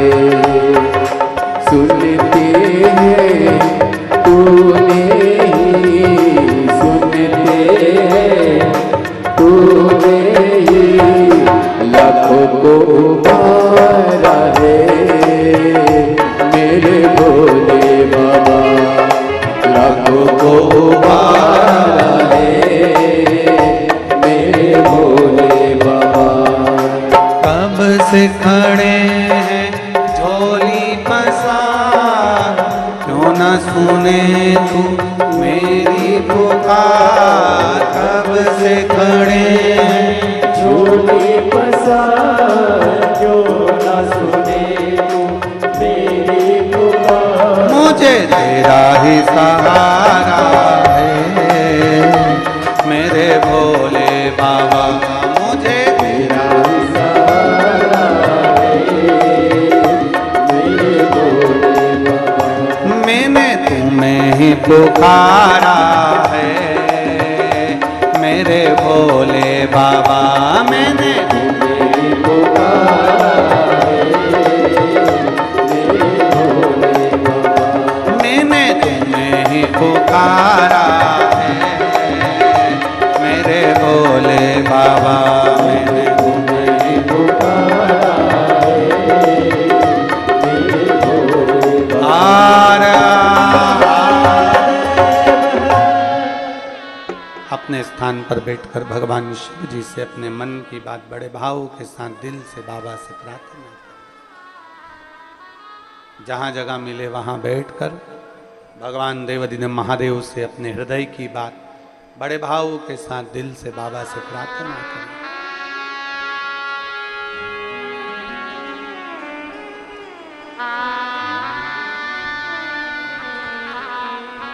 विचार करिए जरा, कंकर शंकर की पवित्र भूमि और शिव महापुराण की कथा, और वो भी गुरु पूर्णिमा महोत्सव का एक पवित्र भव्य आयोजन, जिसमें आप और हम बैठकर भगवान शिव से अपने मन की बात करें, दिल से करें।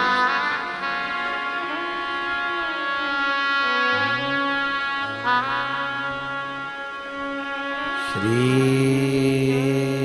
शिवाय नमस्तु, श्री शिवाय नमस्तु, श्री शिवाय नमस्तु, श्री शिवाय नमस्तु, श्री शिवाय नमस्तु। भोला सब दुख काटो, ओ भोला सब दुख काटो। शिव शंकर जपो तेरी माला, भोले बाबा जपो तेरी माला। भोला सब दुख काटो, ओ भोला सब दुख काटो। वेश है मंगल मंगलकारी, वेश है मंगल मंगलकारी। शमशान वासी हमारा, शमशान वासी हमारा। ओ भोला सब दुख काटो, ओ भोला सब दुख काटो। शिव को चढ़ाया गया जल कभी खाली नहीं जाता।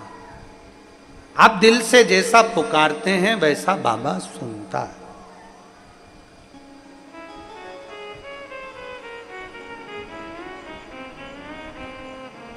रामकृष्ण परमहंस जी ने अपने शिष्य के कहे अनुसार मां जगत जननी से कहा तो सही,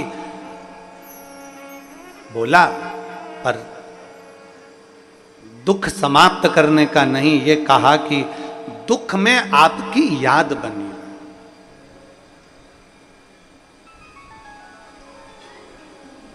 बहुत ध्यान देना महाराज, जैसे जैसे गुरु पूर्णिमा आती है वैसे वैसे लोगों के हृदय में भाव आ जाता है कि हमको एक गुरु बनाना है। निवेदन, फिर निवेदन,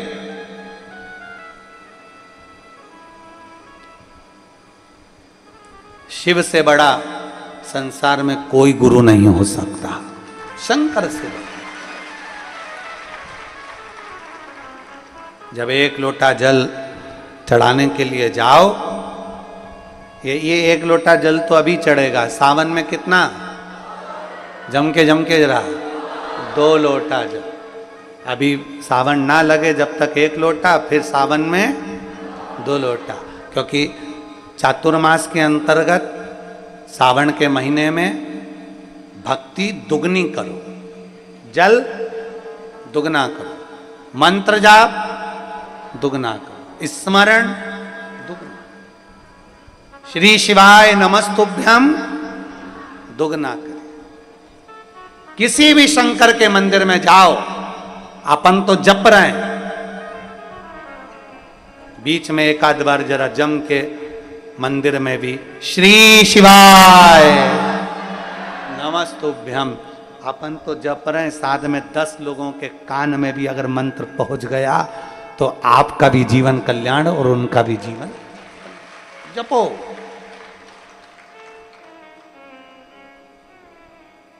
और कंकर शंकर की धरा पर आए हो,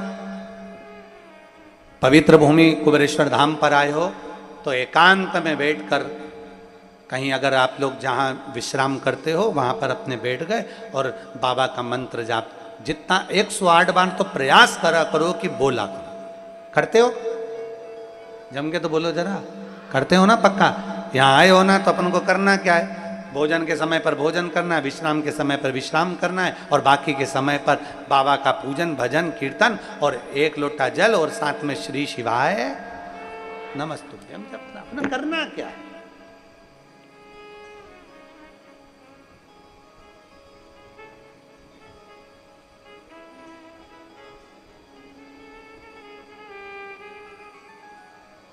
केवल 1 लोटा जल का स्मरण करो और शिव भक्ति में रमे रहो। जो नहीं जान सकता भगवान की विरल भक्ति को वो नहीं जानेगा, और जिसके हृदय में चित्त वृत्ति में भक्ति बैठ गई वो समझ गया कि शंकर की भक्ति का फल क्या, शिव भक्ति में है क्या। ब्रह्मदेव भगवान शिव को, ब्रह्मदेव भगवान शंकर को ये मानते हैं कि शिव है, पर ब्रह्मा जी ये नहीं मानते कि संपूर्ण जगत का पालन करता और संपूर्ण जगत का सृष्टि करता और संपूर्ण जगत का प्रागट्यता कराने वाला, संहार करने वाला और जगत के खाली झोलियों को भरने वाला एक ही है, और वो देव अधिदेव महा कारण करुणा करने वाला, बस केवल देने की वात्सल्यता रखता है। जो आया शिव के दरवाजे पर उसको दे देता है, जो आया। एक पत्र है,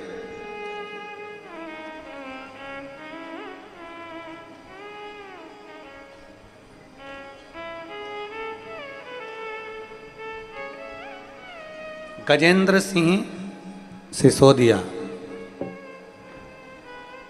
केसर सिंह सिसोदिया निवासी केसरिया जी, ऋषभ देव, जिला उदयपुर, राजस्थान से आए हैं। कहीं बैठे हो तो हाथ हिला सकते हैं। हाँ ठीक दिख गए, एक बार दोनों हाथ हिला दीजिए। श्री शिवाय नमस्तुभ्यम। आ जाओ, एक बेलपत्र लेकर चले जाना, आ जाइए।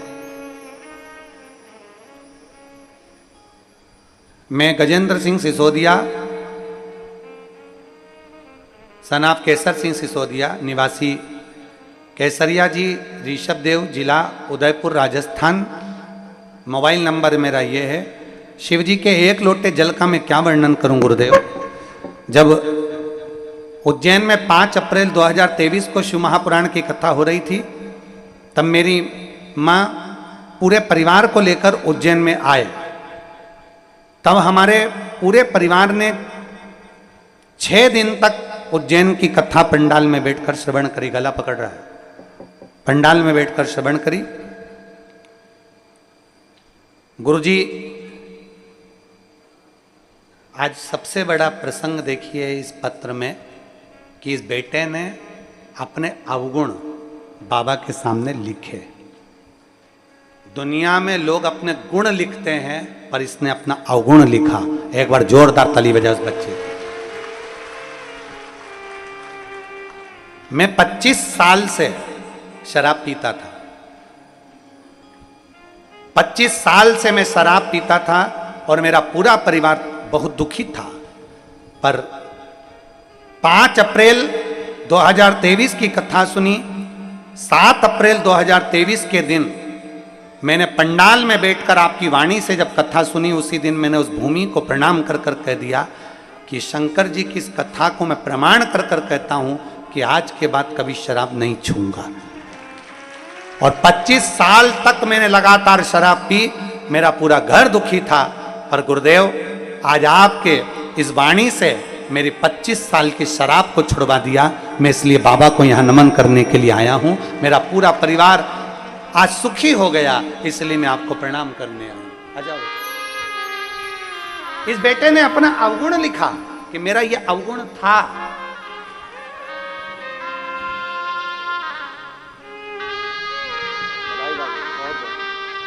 आपने पूरे परिवार को खुशी दी है, इसलिए आपको बधाई बहुत। एक बार जोरदार ताली बजाएं इस बेटे के लिए। इसने केवल शराब छोड़कर खुद का नहीं, पूरे परिवार के लिए भला किया। और एक पत्र नहीं, एक पत्र और है।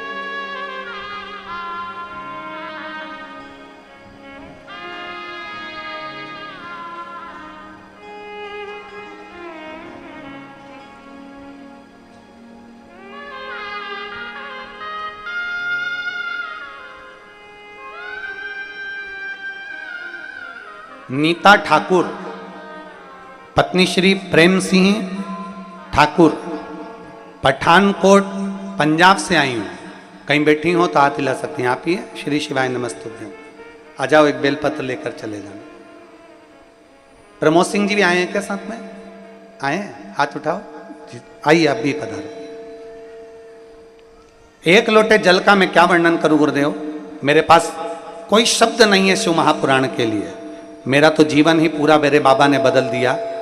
गुरुजी, मेरे पति बहुत शराब का नशा करते थे। उनकी शराब सारा परिवार को दुख देती थी।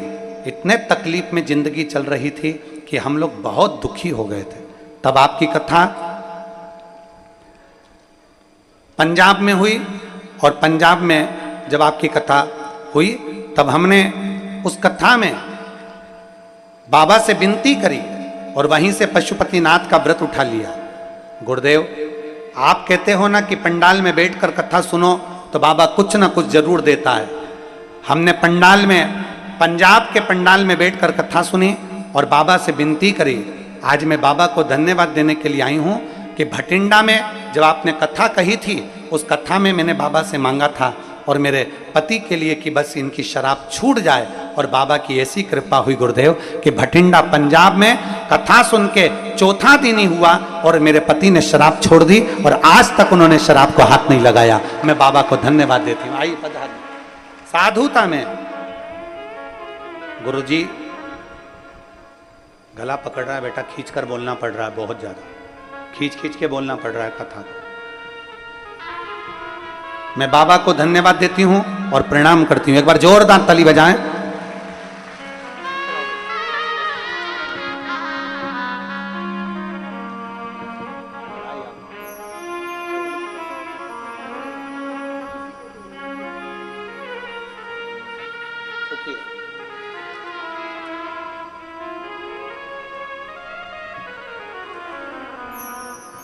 खाली ना जाता कोई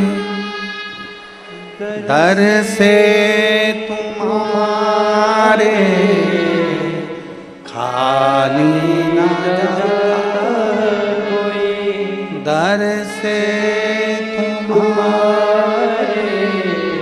मैं भी खड़ी हूँ नन्ही बाहें पसारे, अपने हृदय लगा लो, गिरा जा रहा हूँ, उठा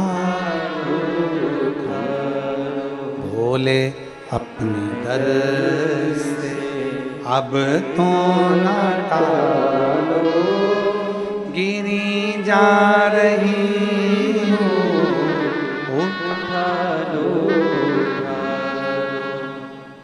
ब्रह्मा जी विश्वास नहीं कर पाए भगवान शंकर की अविरल भक्ति पर। ब्रह्मा जी ने भगवान विष्णु से पूछ लिया, ब्रह्मदेव ने नारायण से पूछ लिया कि तुम्हारे पिता कौन है, और नारायण ने कह भी दिया कि शिव मेरे पिता हैं, शंकर मेरे पिता हैं। ये भगवान नारायण ने कह दिया कि शिव मेरे पिता हैं। पर ब्रह्मा जी माने कैसे?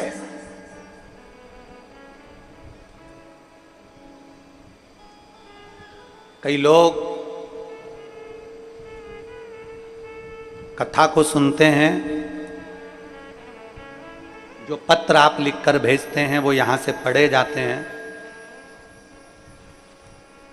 कई लोगों के मन में विश्वास जागृत नहीं हो पाता होगा कि क्या इतने इतने पत्र ढेर लग जाते हैं, क्या इतना इतना लोगों का कार्य हो जाता है। और सियोर वाला महाराज तो ना तो मिलता है, ना बात होती है, ना कोई मुलाकात होती है, केवल कथा कही, अपने कक्ष में गए, भगवत भजन करा। हमारा आप लोगों से निवेदन है कि कक्ष से आए, कथा कही, उस कथा पर आपने कितना भरोसा करा, उस कथा पर आपने कितना विश्वास किया, शंकर जी के मंदिर में कितना जानना चालू करा, ये सारे पत्र आपके हैं, आपके भरोसे के हैं, आपके विश्वास के हैं।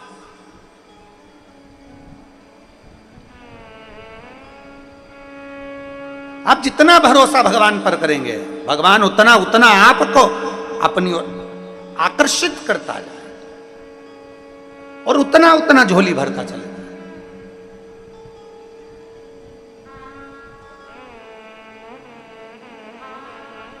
ब्रह्मा जी को विश्वास नहीं हुआ, ब्रह्मा जी के मन में भरोसा जागृत नहीं हुआ। क्या भगवान नारायण के पिता, क्या भगवान शंकर है? भरोसा नहीं आया तो कह दिया तुम्हारे पिता कहाँ?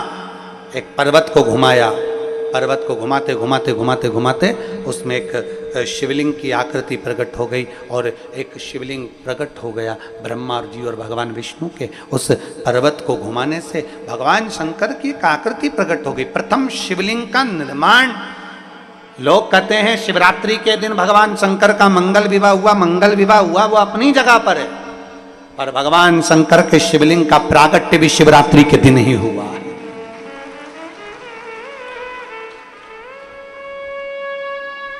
इसलिए शिव महापुराण के 7 दिन की कथा में छठे दिन की जो रात्रि होती है उसको क्या कहते हैं?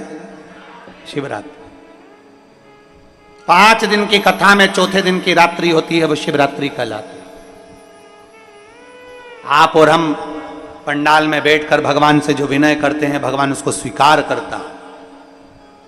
पहले के लोग जब तक शिव महापुराण की कथा सब लोगों ने नहीं सुन रखी थी, तब पहले केवल एक ही शिवरात्रि पर लोग भगवान शंकर की पूजन करते थे। कौन सी शिवरात्रि? महाशिवरात्रि। बोलो सही है कि गलत है? पहले लोग नहीं जानते थे तो केवल एक शिवरात्रि पर लोग शंकर जी की पूजन करते थे।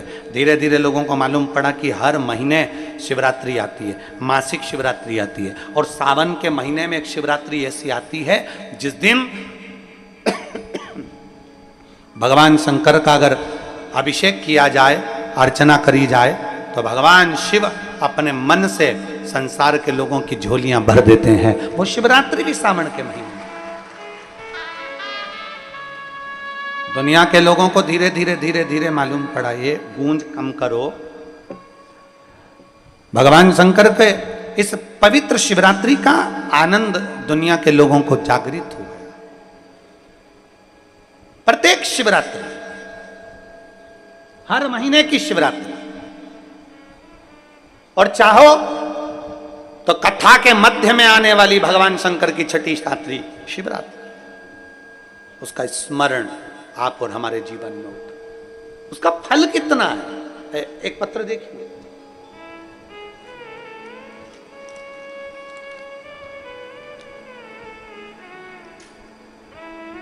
शिवम रघुवंशी। शिवम रघुवंशी कहीं बैठे हैं? बैठे हो तो हाथ हिला सकते हैं। आप ही हैं? आइए एक बेलपत्र लेकर जाए। शिवम जी भी आए हैं साथ में? शिवम आए? हाथ हिलाओ शिवम जी। हाँ आ जाओ। मैं सिवनी से, सिवनी मालवा जिला नर्मदापुरम से शिवम रघुवंशी हूं। काफी समय से कंपटीशन एग्जाम दे रहा था, पर किसी भी एग्जाम में मैं उत्तीर्ण नहीं हुआ।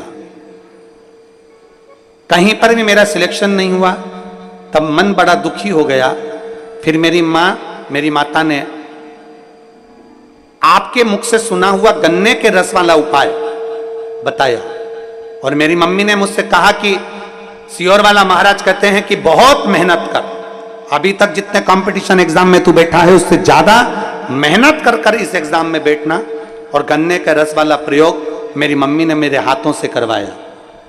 शिव जी के मंदिर में जल चढ़ाना प्रारंभ करा, अच्छे से पढ़ना प्रारंभ करा। फिर मैं परीक्षा हॉल में गया, एक बेलपत्र शहद लगाकर बाबा को चढ़ा कर गया। और बाबा का मैं क्या गुणगान करूं गुरुदेव, आज मेरे बाबा ने मुझे कंपटीशन एग्जाम में पास कर कर मध्य प्रदेश पुलिस में मेरी ज्वाइनिंग करवा दी। मैं बाबा को यहां धन्यवाद देने के लिए आया हूं। मेरा फोटो भी मैं लगा रहा हूं, मैं बाबा को धन्यवाद देता हूं। आज मेरा मध्य प्रदेश पुलिस में सिपाही बन गया। मैं बाबा को यहां धन्यवाद देने के लिए आया हूं, बहुत बहुत साधुवाद देने के लिए आया हूं। ये पत्र, एक बार जोरदार ताली बजाएं इस बेटे के लिए, शिवम रघुवंशी, जिसने बहुत मेहनत कर कर और शंकर भगवान पर अपना संपूर्ण भाव समर्पित कर कर। दुनिया के लोग बहुत हंसते हैं, बेलपत्री पर शहद लगाने से क्या होता है। उनको ये पत्र ले जाकर दिखा दो। और भी पत्र हैं, एक बार दिल से मेहनत करिए अगर आपने, और लगन से मेहनत करिए, और पूरा परिश्रम आपने करा, पूरा परिश्रम। फिर वही वाली बात आ गई, थोड़ी मेहनत हाथ की है, बाकी की कृपा, जम के तो बोलो जरा, बाकी की कृपा भोले नाथ की है। आप जितनी लगन से, जितने परिश्रम से मेहनत कर सकते हो, उतने परिश्रम से करो, उतने परिश्रम से।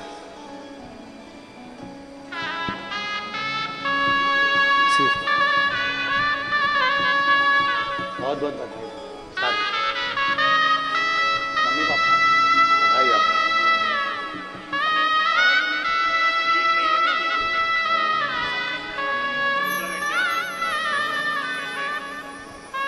बेटा कह रहा है पापा को कैंसर हो गया था, मैं ट्रेनिंग में था, डॉक्टरों ने जवाब तक दे दिया था, पर 1 महीने लगातार रुद्राक्ष का जल दिया और बाबा की कृपा से ठीक हो गए। ये बाबा का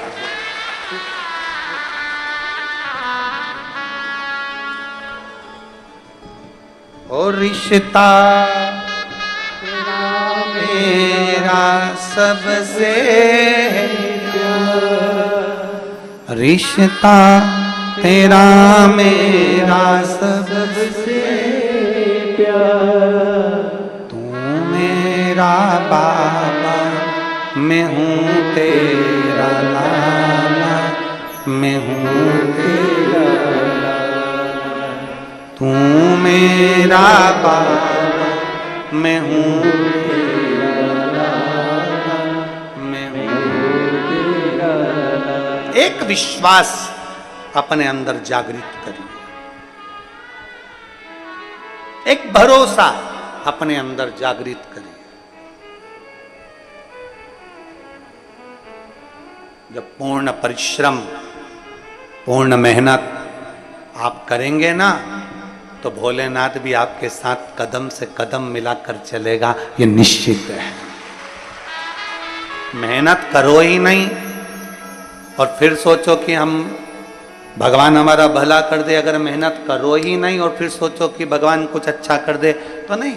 मेहनत आपको करना पड़ेगी, संघर्ष आपको करना पड़ेगा, परिश्रम आपको करना पड़ेगा, पढ़ना आपको पड़ेगा, विद्याध्ययन आपको करना पड़ेगा, कंपटीशन एग्जाम में आपको बैठना पड़ेगा, और पूर्ण मेहनत के साथ, पूर्ण परिश्रम के साथ। ब्रह्मा जी ने विश्वास नहीं करा शिव पर, जो शंकर पर भरोसा नहीं करा, समझ लेना कि अपनी जिंदगी में कभी आगे नहीं बढ़ पाया। जो शिव पर भरोसा ही नहीं करा, भरोसा तो करो देवादित्य महादेव पर, विश्वास तो करो शंकर पर। एक भरोसा बहुत बड़ी चीज होती है, विश्वास बहुत बड़ी चीज होती है। एक महाराज जी गांव में कथा करने के लिए गए। तो गांव में कथा करने के लिए गए तो उन्होंने कहा कि हमको यहाँ कथा करना है। तो वहाँ के जो भाई थे भैया, उन्होंने कहा ठीक है हम यहाँ व्यवस्था कर देते हैं। तो व्यवस्था करी तो उन्होंने बिठा दिया, लो कथा करो। अब उन्होंने आज तक कहीं कथा तो सुनी नहीं, कभी उन्होंने कथा सुनी नहीं। सुनी, गांव के लोगों को सूचना दे दी कि सब कथा सुनने के लिए आओ। सारे गांव के लोग कथा सुनने के लिए आए। कथा चालू हुई, 15 मिनट बाद सारे गांव के लोग उठ के चले गए। अकेला जो कथा करवा रहा था वो बैठा था, वो नहीं उठ के गया। कथा पूरी हो गई, बाद में उठ कर गया तो कथा बाचने वाले महाराज जी ने कहा भैया सब चले गए, तू नहीं गया? उसने कहा महाराज जी चले तो मैं कब का जाता, पर बिछाने के लिए कुछ नहीं था तो मैंने अपनी धोती बिछा दी थी, उस पर तुम बैठ गए थे इसलिए मैं कहीं जा नहीं पाया। मतलब वो बैठा काय के लिए था? जम के तो बोलो, धोती के चक्कर में। उसने कथा सुनी। कथा सुनने के बाद वो अपने घर गया, और अपने घर गया तो पत्नी ने पूछा कथा में से कुछ लेकर आए हो, कुछ सुनकर आए हो, कुछ ग्रहण कर कर आए हो, कुछ लिया तुमने कथा में से? पति ने कहा मंत्र लिया है मैंने कथा में से। कौन सा मंत्र? कि वो पंडित जी तो एक ही चीज बोल रहे थे, आइए बैठिए जाइए, बस यही मंत्र मैंने ले लिया। पत्नी ने सोचा इतनी बड़ी कथा हुई और उस कथा में से भी लेकर के आए केवल आइए, बोलो तो जम के जाइए। अब पत्नी ने मन में सोचा बताओ ये कोई मंत्र है? ये कोई मंत्र है? ठीक है, अब जैसी हरी इच्छा।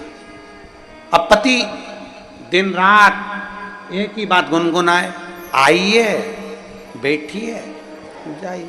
अब कोई उनसे पूछे कि तुम ये बार बार ऐसा क्यों बोलते हो, तो कहा मैंने गला पकड़ रहा है बाबा, मैंने कथा में से मंत्र लिया, कथा में से मंत्र लिया, आइए बैठिए और जाइए, मैंने कथा में से मंत्र लिया।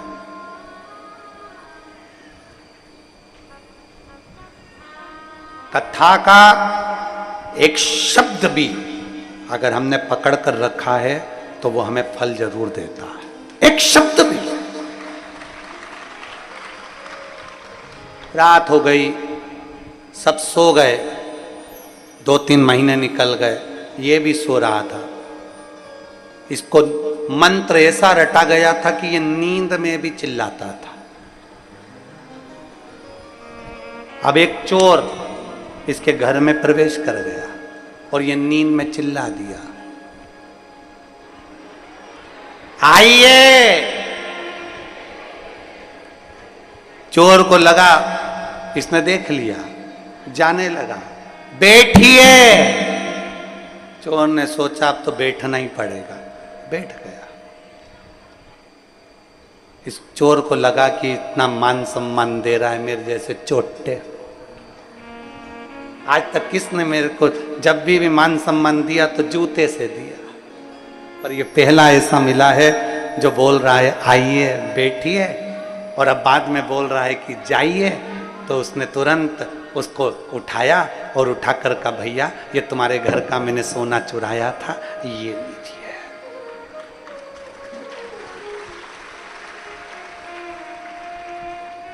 पत्नी देखकर अचंभे में पड़ गई। पत्नी विद्वान थी, किसी असली गुरु की शिष्या थी। पत्नी ने अपने पति से कहा गजब का मंत्र लेकर आए हो तुम अपने गुरु से, कथा में से जो सुनकर आए वो साधारण नहीं है।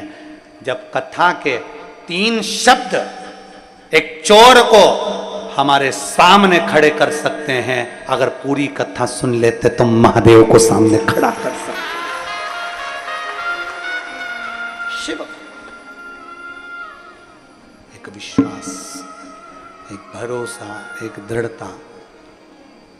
हमारे भीतर जब कथा के प्रति रुचि जागृत हो जाती है, हमारे भीतर जब भगवान के चरणारविंद के प्रति रुचि जागृत हो जाती है तो शिव को मिलने में देरी नहीं लगती। कई लोग कहते कथा सुनने से ऐसा होता है, हम कहते हैं सुनकर देखिए। ये एक पत्र है, देखिए।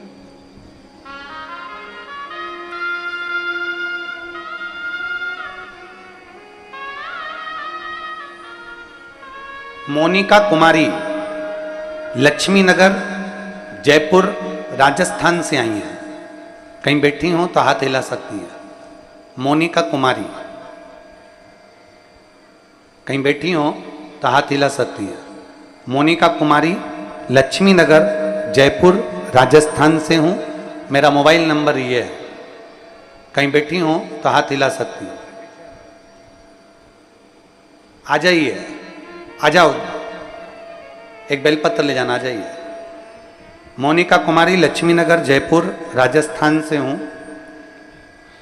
मेरी मम्मी ने खाना पीना सब छोड़ दिया था। उनको भोजन अच्छा नहीं लग रहा था, बहुत तकलीफ उनको हो रही थी। तब हमने जांच कराई और जांच में उनको कैंसर आया और कैंसर भी 3rd स्टेज का आया। सब लोग घबरा गए। डॉक्टर ने कह दिया इनके गले में आंत की नली में ये कैंसर पूरा फैल चुका है। इनकी जो गांठ है वो पूरे गले के अंतर्गत फैल गई है। तब डॉक्टर ने कहा कि इनका ऑपरेशन तुरंत करना पड़ेगा। ऑपरेशन का नाम सुना तो मेरी मम्मी घबरा गई और कैंसर जैसी बीमारी को देख सुनकर बड़ा दुख होने लगा। तभी मेरे परिवार वालों ने कहा कि टीवी पर कथा आती है, उसको सुनो। हमने एक दिन की कथा सुनी और हम भरोसा कर बाबा पर कुबरेश्वर धाम आ गए। यहाँ रुद्राक्ष लिया और रुद्राक्ष लेकर हम घर चले गए। उसको तांबे के कलश में गलाते, शिवजी को जल चढ़ाते और वही जल हमने मम्मी को पिलाना प्रारंभ करा। डॉक्टर ने तो ऑपरेशन का कह दिया था, पर बाबा की ऐसी कृपा हुई कि हमने 1.5 महीने तक केवल रुद्राक्ष का जल दिया और बाबा की कृपा से फिर वापस हमारी मम्मी की जांच प्रारंभ हुई और सारी रिपोर्ट कैंसर की नील आ गई। हम बाबा को धन्यवाद देने के लिए आए। ये भगवान शिव की अविरल भक्ति। मोनिका कुमारी लक्ष्मी नगर जयपुर राजस्थान, मेरा मोबाइल नंबर। एक विश्वास, ब्रह्मा जी विश्वास नहीं कर पाए, ब्रह्मदेव भरोसा नहीं कर पाए।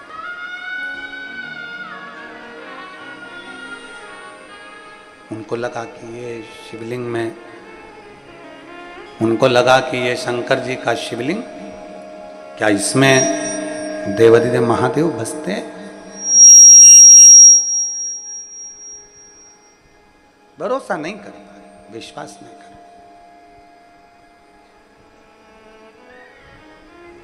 कहा, ब्रह्मा जी बोले नारायण आप चरण देखने के लिए जाओ, मैं शीश देखने के लिए जाता हूं।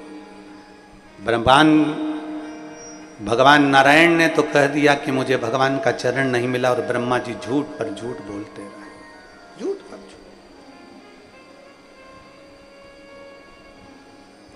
शिव को सत्य प्रिय है, मेरे भगवान देवाधिदेव महादेव को सत्य प्रिय है। सत्यम, आगे बोलो आप लोग, शिवम सुंदर। जिसकी जिंदगी में सत्य सम्मुख में आ जाता है उसको शिव मिल जाता है, और जिसको शिव मिल गया उसका जीवन अपने आप सुंदर हो जाता है। सत्यम शिवम। मम्मी आई है, ठीक हो? आराम, ऑपरेशन तो नहीं? बेटी कह रही हैं मम्मी का पूरी रिपोर्ट नॉर्मल आ गई, इसलिए हम बाबा को यहाँ प्रणाम करने के लिए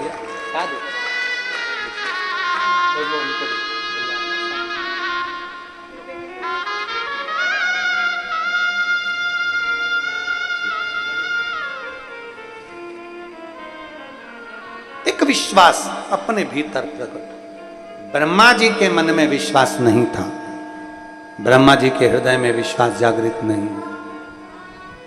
ब्रह्मा जी के हृदय में विश्वास की जागृतता नहीं। गए वो, पर शीश नहीं देखा। केतकी के फूल को लेकर आ गए और केतकी के फूल से भी झूठ बुलवा दिया। गौ माता को लेकर आ गए, गौ माता से भी झूठ बुलवा दिया। बारंबार झूठ बुलवा रहे, बार बार। श्राप लग गया। भगवान देवाधिदेव महादेव तुरंत कहते हैं, केतकी के पुष्प तुम मेरे सामने झूठ बोल रहे हो।